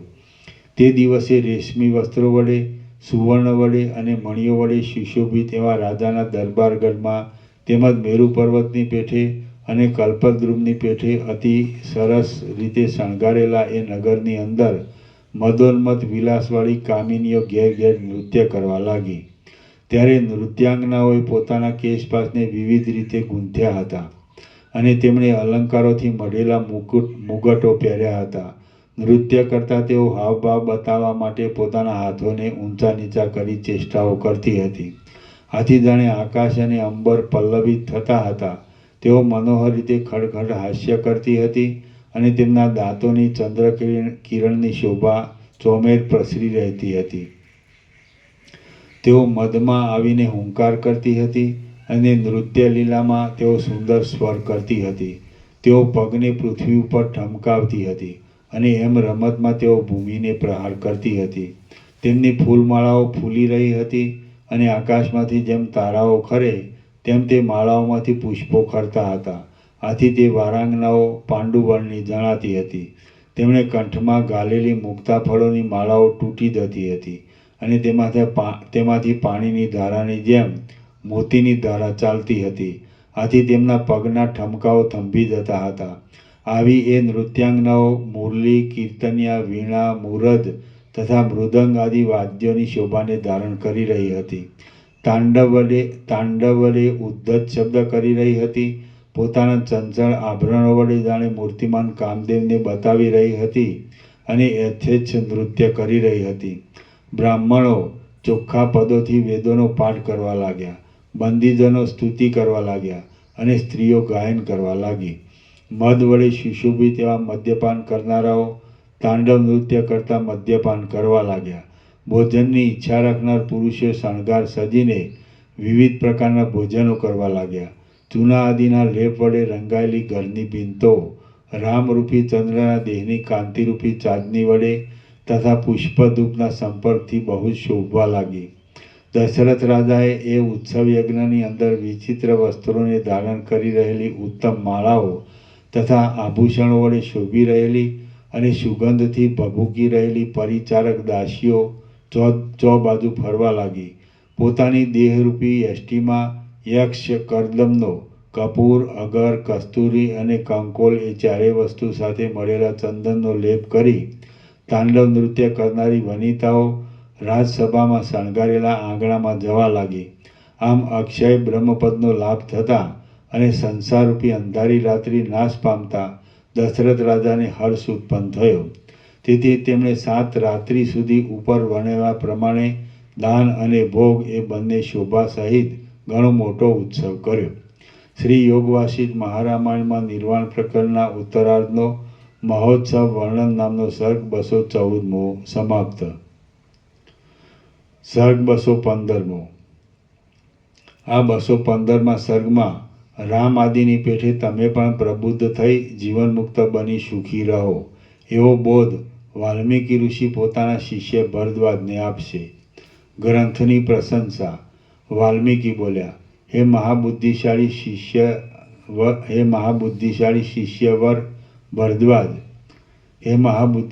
શિષ્યવર ભરદ્વાજ, એવી રીતે રામ આદિ જ્ઞાત જ્ઞેય જાણવાનું જેણે જાણી લીધું છે તેવા થઈ જઈ નિશોકપણાને પરમાનંદ દશાને પ્રાપ્ત થયેલા છે. તમે પણ આ સુંદર બ્રહ્મદ્રષ્ટિનું અવલંબન રાખી રાગથી રહિત થઈ જઈ નિશંક રીતે જીવનમુક્ત દશામાં શાંત બુદ્ધિને ધારણ કરી મરજી પ્રમાણે જેમ સુખ આવે તેમ સ્થિતિ રાખી રહો. હે નિષ્પાપ ભરદ્વાજ, બુદ્ધિ ઘાટા મોહમાં નિમગ્ન હોય અને વિમૂઢ હોય તો પણ દુસંગનો કે ભોગોના સંગનો અભ્યાસ ન કરવામાં આવે તો તે રામ આદિની પેઠે જ મોહને પ્રાપ્ત થતી નથી. હે નિષ્પાપ ભરદ્વાજ, બુદ્ધિ ઘાટા મોહમાં નિમગ્ન હોય અને વિમૂઢ હોય તો પણ દુસંગનો કે ભોગોના સંગનો અભ્યાસ ન કરવામાં આવે તો તે રામ આદિની પેઠે જ મોહને પ્રાપ્ત થતી નથી. ઉપર વર્ણવ્યા પ્રમાણે જ આ મહાશય એવા રામચંદ્ર આદિ રાજપુત્રો અને દશરથ આદિ રાજાઓ જીવન મુક્ત પદને પામ્યા છે. હે પુત્ર ભરદ્વાજ, તમે પણ પોતાની મેળે જ પોતાના વિચારના બળથી જ મુક્ત છો, તો પણ આ મોક્ષ સંહિતાનું શ્રવણ કરી હમણાં વળી સત્ય રીતે વિશેષ મુક્ત થયા છો. આ પવિત્ર અને પ્રત્યક્ષ અનુભવવાળા અર્થને બતાવનાર મોક્ષના ઉપાયોનું શ્રવણ કરી બાળક પણ તત્વજ્ઞ થઈ જાય છે, તો પછી તમારા જેવા યોગ્ય અધિકારી માટે તો શી વાત કરવી. હે સુશીલ ભરદ્વાજ, જેમ વશિષ્ઠજીના વાક્યોની હૃદયમાં અસર થવાથી રામચંદ્રજી આદિ મહાનુભાવો શોક રહિત થઈ જઈ પરમ પવિત્ર પદને પ્રાપ્ત થઈ ગયા, તેમ તમારે પણ એ જ આદ્ય પદ મેળવવાનું છે. જેમ વશિષ્ઠજીના સંગથી રામચંદ્ર આદિએ આત્મજ્ઞાન મેળવ્યું હતું, તેમ યોગ્ય ઉત્તમ બુદ્ધિવાળા અધિકારી પુરુષો સત્પુરુષોની શિખામણથી, તેમની ઉત્તમ સેવાથી, પ્રશ્ન વડે અને ઉદાર આખ્યાયિકામાંથી નીકળતા ઉપદેશ વડે વેદ્ય જાણવા યોગ્ય તત્વવસ્તુને જાણી લે છે. અવિવેકી પુરુષના હૃદયની અંદર ગ્રંથિઓ બહુ દ્રઢ થઈ જાય છે અને તૃષ્ણારૂપી ચર્મરજ્જુના દ્રઢ બંધથી તે સચોટ દ્રઢ થઈ રહે છે. પણ જેમ મુગ્ધા સ્ત્રીઓ પ્રૌઢ થતાં પોતાના પતિની સાથે બરાબર એક રસ થઈ જાય છે, તેમ મોક્ષ કથાના વિચારથી તે સર્વ ગ્રંથિઓ ગળી જાય છે અને બ્રહ્મ સાથે એક રસપણાને પ્રાપ્ત થાય છે. હે પુત્ર ભરદ્વાજ, અહીં વિશેષ કહેવાનું શું પ્રયોજન છે? હરિજી, યથાર્થ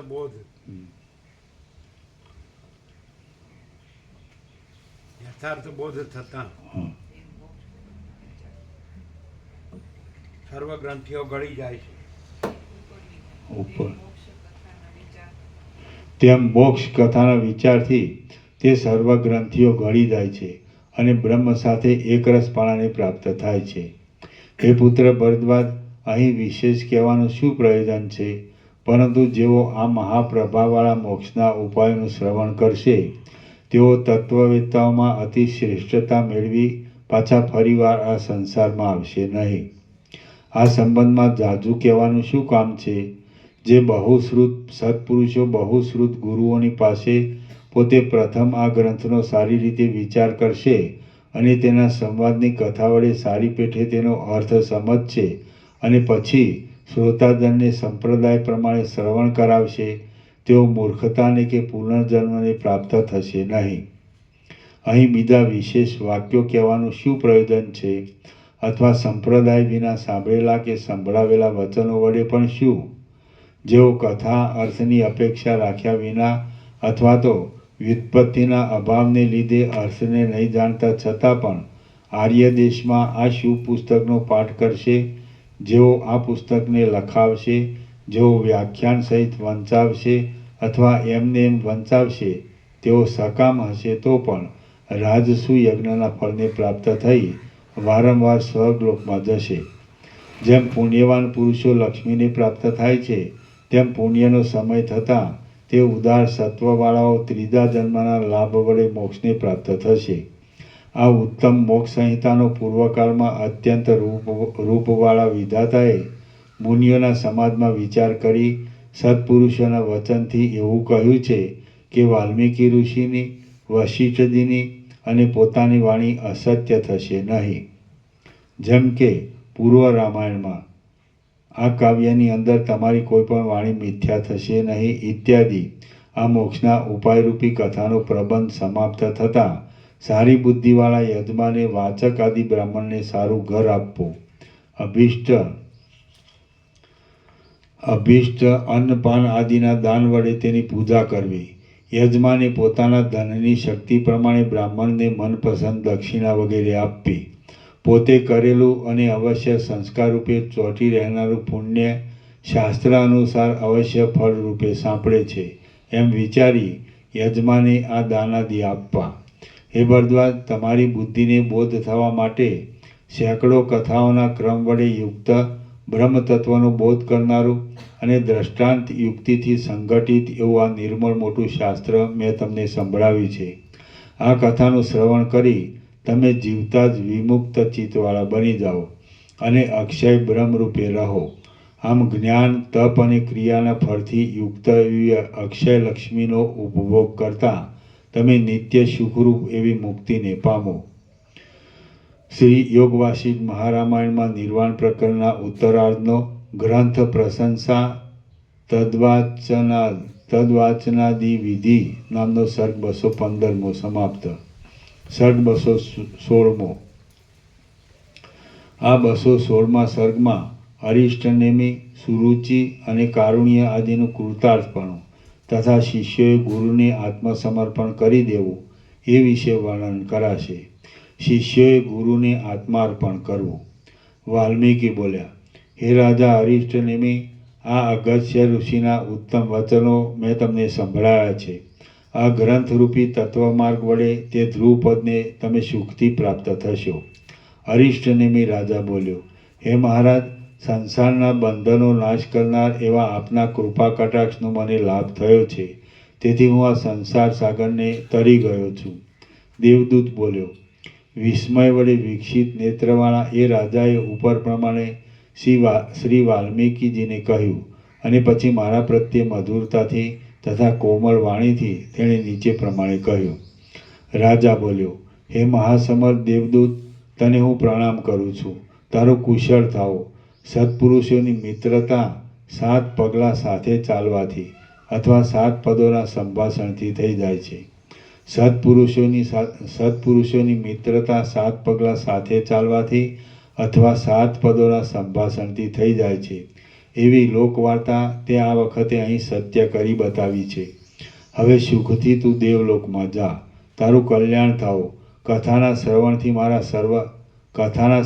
મારા સર્વ તાપોની શાંતિ થઈ છે અને હું પરમ સુખને પ્રાપ્ત થયો છું. હું નિરતિશય આનંદના લાભ વડે હર્ષ પામ્યો છું. હું સાંભળેલા અર્થનું ચિંતન કરતો અહીં તાપથી રહિત શીતળ દશાનો આશ્રય કરી સ્થિતિ રાખીશ. હે મનોહર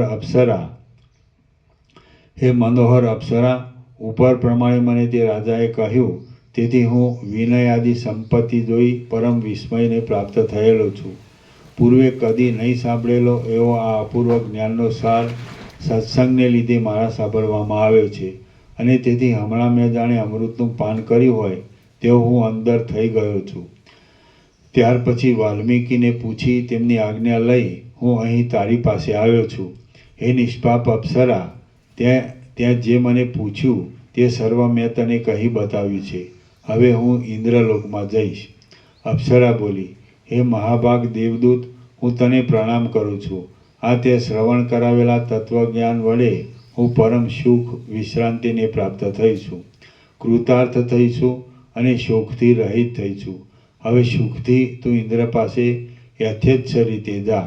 તારું કલ્યાણ થાઓ. અગ્નિવેશ બોલ્યો. ત્યાર પછી સુરુચિ નામની તે શ્રેષ્ઠ અપ્સરા હિમાલયની તળેટીમાં સમીપ આવેલા ગંધમાદન નામના વનની અંદર તે જ તત્વજ્ઞાનનું ચિંતન કરતા સ્થિતિ રાખી રહી. હે પુત્ર કારુણ્ય, આ તે વશિષ્ઠજીની ઉપદેશવાણી સાંભળી. એ સર્વ વાતને હૃદયમાં બરાબર સમજ્યા પછી તારી ઈચ્છા હોય તેમ તું સુખથી કર. કારુણ્ય બોલ્યો, જેમ સ્વપ્નમાં પ્રતીત થયેલા વંધ્યાપુત્રના સંબંધમાં પાછી જાગ્રતમાં સ્મૃતિ કે વાણીનો વ્યવહાર કે દ્રષ્ટિ સત્તા એ 3 નિર્વિષય થઈ જાય છે, તેમ આ દ્રશ્યના બંધમાં પણ સ્મૃતિ, વાણીનો વ્યવહાર અને દ્રષ્ટિ સત્તા એ 3 નિર્વિષય થઈ રહેલા છે. જેમ બંધમાં સંબંધમાં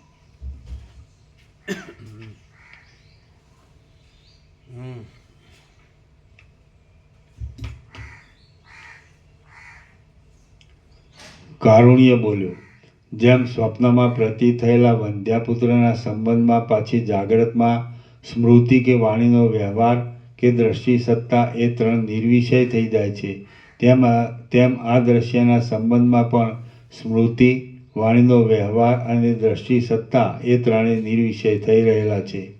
જ્ઞાનને લીધે હવે આ સર્વ સાંસારિક સ્થિતિ નિર્જળ પ્રદેશમાં દેખાતા જાજવાના જળની પેઠે સાવ ભ્રાંતિ માત્ર જ ભાસે છે. મને કશું કરવાનું પણ પ્રયોજન નથી અને ન કરવાનું પણ પ્રયોજન નથી. હું યથાપ્રાપ્ત વર્ણાશ્રમને યોગ્ય વ્યવહારમાં સ્થિતિ રાખી રહ્યો છું. કેમ કે કર્મત્યાગમાં પણ આગ્રહ શા માટે રાખવો? અગસ્ત્ય બોલ્યા, અગ્નિવેશ્યના પુત્ર વિવેકી કારુણ્યે ઉપર પ્રમાણે કહી વિવાહ કર્યો. અને કર્માધિકારને પ્રાપ્ત થઈ તે યથોચિત કાળમાં ન્યાયને અનુસંધારી સ્નાનદાન આદિ કર્મને કરવા લાગ્યો. હે સુતીક્ષ્ણ, જ્ઞાન થયા પછી થતા એવા કર્મના સંબંધમાં એ કર્મ બંધનકારક થશે એવો સંશય રાખવો નહીં. કેમ કે સંશયને લીધે સ્વાર્થથી ભ્રષ્ટ થવાય છે. જેના આત્મામાં સંશય હોય તે પુરુષ છેવટ વિનાશને અનિષ્ટ પરિણામને પ્રાપ્ત થાય છે. સાંસારિક અનેક અર્થોની પારમાર્થિક બ્રહ્મતત્વ સાથે એકતા બતાવનારું મુનિનું એ વચન સાંભળી વિનયયુક્ત સુતીક્ષ્ણે ગુરુને નમસ્કાર કર્યા અને તેમને નીચે પ્રમાણે કહ્યું. સુતીક્ષ્ણ બોલ્યો, મારું અજ્ઞાન અને તેનું કાર્ય એ બંને નાશ પામ્યા છે. મને ઉત્તમોત્તમ જ્ઞાન લાદ્યું છે. જેમ નાટ્યશાળામાં રહેલા દીપકના પ્રકાશથી નટ નર્તક આદિની સર્વ ક્રિયાઓ થાય છે, તે જ પ્રમાણે સર્વના સાક્ષીરૂપ અને અવિનાશી એવા સ્વયંપ્રકાશ પરમાત્મા પોતે ધ્રુવ તથા નિષ્ક્રિય છે, છતાં આભાસ રૂપે સ્ફુરિત થાય છે અને તેમના પ્રકાશથી ચેષ્ટારૂપે પ્રતીતિમાં આવતી એવી સર્વ ચિત્તથી થનારી ક્રિયાઓ થાય છે. જેમ સુવર્ણ, કડા, બાદુબંધ, પોચી તથા નુપુર આદિના આકારે થઈ જાય છે અને જળની અંદર જેમ તરંગોના સમૂહ અભિન્ન સત્તાથી ઉત્પન્ન થાય છે, તેમ એ પરમતત્વમાંથી જ આ સર્વ દ્રશ્ય સ્ફુરે છે. તે પરમતત્વ રૂપ જ આ સર્વ જગત છે અને તે પોતાના પૂર્ણ સ્વરૂપમાં પૂર્ણપણે રહેલ છે. હું યથાપ્રાપ્ત જે આશ્રમમાં જે વ્યવહાર પ્રાપ્ત થાય તે હું યથાપ્રાપ્ત વ્યવહારને અનુસરીશ. કેમ કે સત્પુરુષના વચનનું કોણ ઉલ્લંઘન કરે? હે મહારાજ, આપની કૃપાથી હું જ્ઞાત જ્ઞેય, જાણવાનું જેણે જાણી લીધું છે તેવો થઈ રહ્યો છું. હું કૃતાર્થ થયો છું. હું આપને દંડવત પ્રણામ કરી નમન કરું છું. શિષ્યોના કયા કર્મ વડે ગુરુના કરેલા ઉપકારનો બદલો વાળી શકે તેમ છે? શિષ્યોના કયા કર્મ વડે ગુરુના કરેલા ઉપકારનો બદલો વાળી શકે તેમ છે? માટે શિષ્યોએ મન, વચન અને કર્મથી ગુરુને આત્મનિવેદન કરવું તે જ તેના ઉપકારનો બદલો છે. બાકી કોઈ પણ કર્મથી ગુરુના ઉપકારનું ઋણ વળતું નથી. હે ભગવાન, હું આપની કૃપાથી આ સંસાર સાગર તરી ગયો છું અને પૂર્ણ આનંદ ભાવથી આ જગતના સમૂહને પરિપૂર્ણ દેખતા નિસંશય થઈ રહ્યો છું. જે બ્રહ્મ સામવેદને વિશે સર્વમ ખલ્વિદમ બ્રહ્મ તજ્જલાન આ સર્વ બ્રહ્મમાંથી ઉત્પન્ન થાય છે, પાછો બ્રહ્મમાં જ તેનો લય થાય છે ને બ્રહ્મથી જ તેનું પાલન થાય છે. તેથી આ સર્વ બ્રહ્મરૂપ જ છે એવી શ્રુતિ વડે અપરોક્ષ અનુભવમાં આવે છે એમ વર્ણવાય છે. તે બ્રહ્મરૂપ પ્રત્યક્ષ ચૈતન્યને પ્રણામ હો.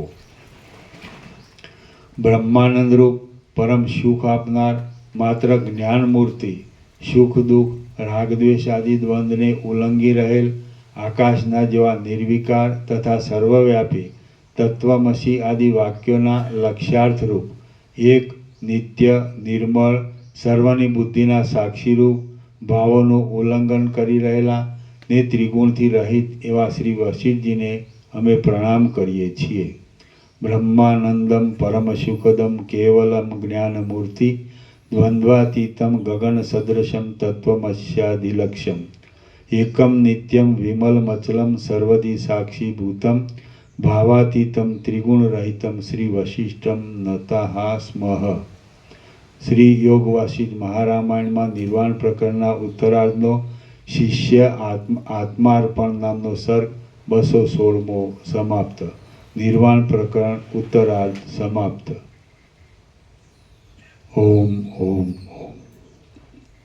પહેલો ભાગ લઈને મંગળાચરણ કરજો. ગુડી પડવો છે ને, એટલે મંગળાચરણ કરજો. પહેલો ભાગ લઈ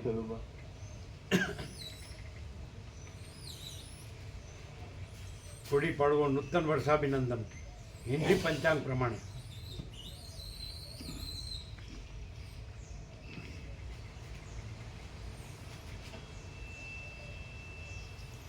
એકતાલીસમો રાઉન્ડ સંપૂર્ણ. રાઉન્ડ 42મો. રાઉન્ડ 41મો રાઉન્ડ સંપૂર્ણ. રાઉન્ડ 42માં મંગળાચરણ ગુડી પડવો છે ને, ચૈત્ર સુદ એકમ એટલે હિન્દી પંચાંગ પ્રમાણે નૂતન વર્ષાભિનંદન. એટલે પૂર્ણાહુતિ પણ ગુડી પડવો અને મંગલાચરણ પણ 41મીનું પૂર્ણાહુતિ અને 42મીનું મંગલાચરણ. એટલે જે શરૂઆતમાં પરમાત્માને જે પ્રણામ કર્યા છે એટલું લઈજો, બરાબર.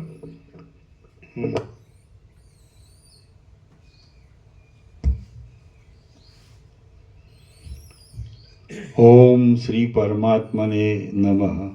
શ્રી યોગ વાસિષ્ઠ મહારામાયણ, પહેલું વૈરાગ્ય પ્રકરણ, સર્ગ પહેલો. આ પહેલા સર્ગમાં અપ્સરા તથા દેવદૂતના અને અરિષ્ટનેમી રાજા તથા વાલ્મીકીના સંવાદનો ઉપક્રમ કહેવાશે. વાલ્મીકી તથા અરિષ્ટનેમીનો સંવાદ. જેની સત્તાથી સઘળા ભૂત ભૌતિક પદાર્થો સત્તા પામીને પ્રગટ થયા છે, જેની સત્તાથી તે સ્થિતિકાળમાં સ્થિતિ ભોગવે છે, અને જેની જ સત્તા રહેતા પ્રલયકાળમાં જેને વિશે લય પામે છે, તે સત્ય સ્વરૂપ પરમાત્માને હું પ્રણામ કરું છું. જેની સત્તાથી સઘળા ભૂત ભૌતિક પદાર્થો સત્તા પામીને પ્રકટ થયા છે, જેની સત્તાથી તે સ્થિતિકાળમાં સ્થિતિ ભોગવે છે, અને જેની જ સત્તા રહેતા પ્રલયકાળમાં જેને વિશે લય પામે છે, તે સત્ય સ્વરૂપ પરમાત્માને હું પ્રણામ કરું છું. જાણનાર, જાણવું અને જાણવાના વિષયરૂપ પદાર્થો, જોનાર, જોવાપણું અને જોવાના વિષયરૂપ પદાર્થો, તેમજ કર્તા, કર્મ, કરણ, કર્મ કરવાનું સાધન, સંકલ્પ એ સગળા તેની સત્તાથી થયા છે. તે જ્ઞાન સ્વરૂપ પરમાત્માને હું પ્રણામ કરું છું. જાણનાર, જાણવું અને જાણવાના વિષયરૂપ પદાર્થો, જોનાર, જોવાપણું અને જોવાના વિષયરૂપ પદાર્થો, તેમજ કર્તા, કર્મ, કરણ, કર્મ કરવાનું સાધન, સંકલ્પ સઘળા જેની સત્તાથી થયા છે, તે જ્ઞાન સ્વરૂપ પરમાત્માને હું પ્રણામ કરું છું. જેમાંથી સઘળા બ્રહ્માંડની અંદર આનંદના કણો સ્ફુરે છે, અને જે સઘળાઓના મૂળ તત્વરૂપ છે, તે સચ્ચિદાનંદ રૂપ પરમાત્માને હું પ્રણામ કરું છું. જેમાંથી સઘળા બ્રહ્માંડની અંદર આનંદના કણો સ્ફુરે છે, અને જે સઘળાઓના મૂળ તત્વરૂપ છે, તે સચ્ચિદાનંદ રૂપ પરમાત્માને હું પ્રણામ કરું છું. સુતીક્ષ્ણ નામનો એક બ્રાહ્મણ હતો. મંગલાચરણ થઈ ગયું. હા. ઓમ ઓમ ઓમ. પ્રસાદ આપો.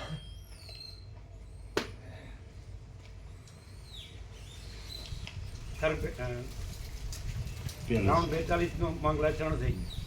ગુડી પડવું. 41 રાઉન્ડ પૂર્ણ, 41 રાઉન્ડ પૂર્ણ, 42 ચાલુ.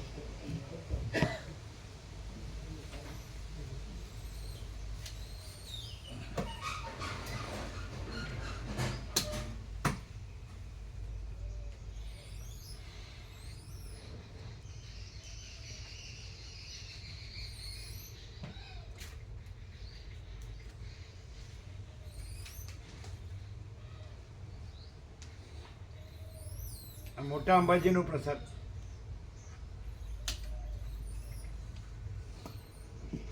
આ મોટા અંબાજીનો પ્રસાદ છે. મોટા અંબાજી.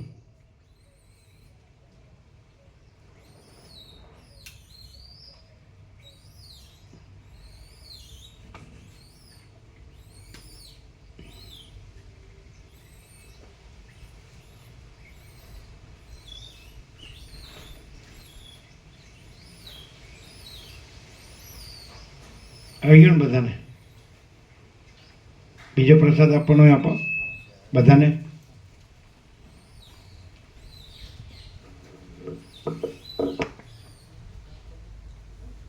વિષ્ણુ પ્રભુ આવ્યો. કેમ છે ચેનુ પ્રભુને? સારું છે. એનું કહે છે બધી કે પગે સૂજો રહેશે. પગે બતાવી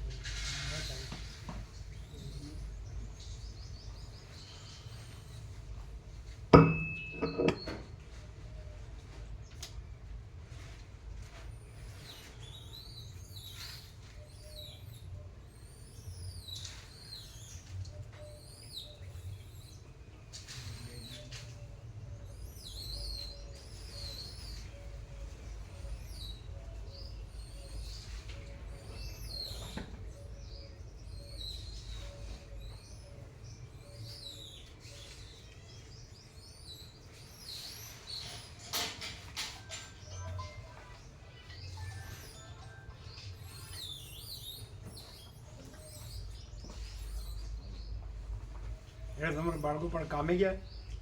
હા અત્યારે તો પેલા ક્રિકેટર બધા આવી ગયા ને, એ લોકો પ્રેક્ટિસ કરતા હોય ત્યારે એમને બહુ કામ રહે. ગયા એ. ક્યાં આગળ?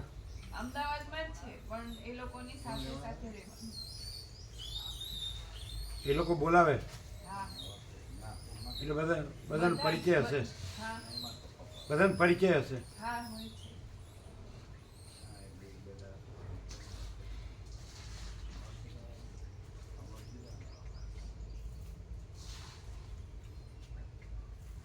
એટલે જોબ છોડી દીધો ને ગોવા? એ તો પહેલા છોડી દીધો, હવે પોતે પોતાનું જ કરે છે. અને એકલું ક્રિકેટ નહીં પણ બીજી બધી જે ગેમ્સ હોય ને, ખોખો, કબડ્ડી, એવામાં પણ એને કામ લે છે. પછી તો બધાને ખબર ક્યાંથી હોય? પણ એ પહેલા એને કરેલું છે ને એટલે એને બોલાવે છે સામેથી. હમ.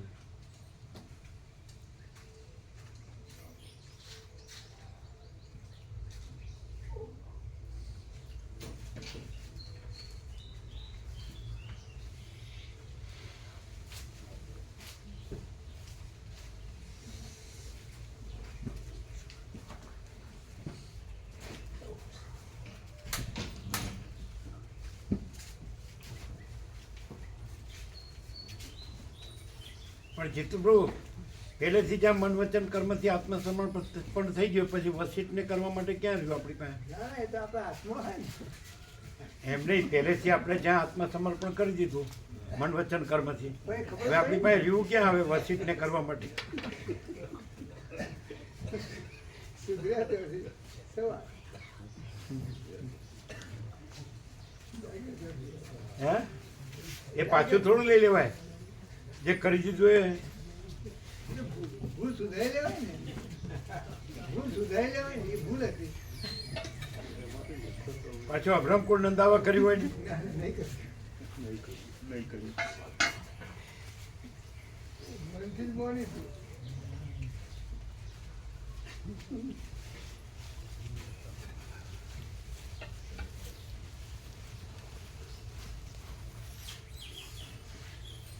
એટલે ભૂલ સુધારવી એટલે ત્યાં એમ જઈને કહેશો કે હું મારું તમને મન વચન કર્મથી કરેલું આત્મસન્માન પાછું તમારા પાછું લઈને હવે વચિતના રણ કર્મમાં કરું છું, મન વચન કર્મથી આત્મસમર્પણ.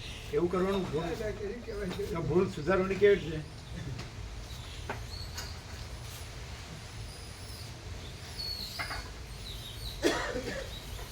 મારી તક સબ કુછ है, मैं कुछ नहीं.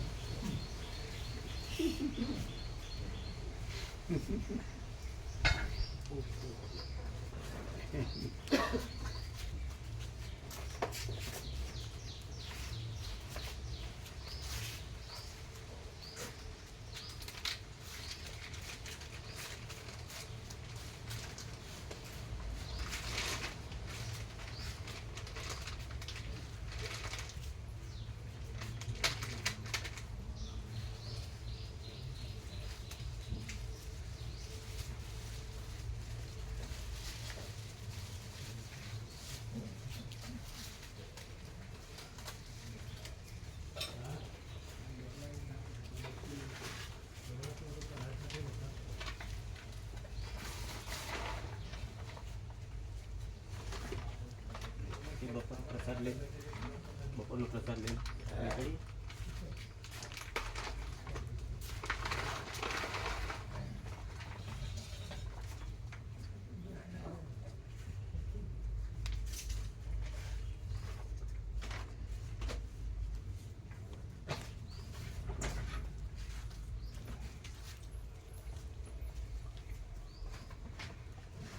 बंद गया है?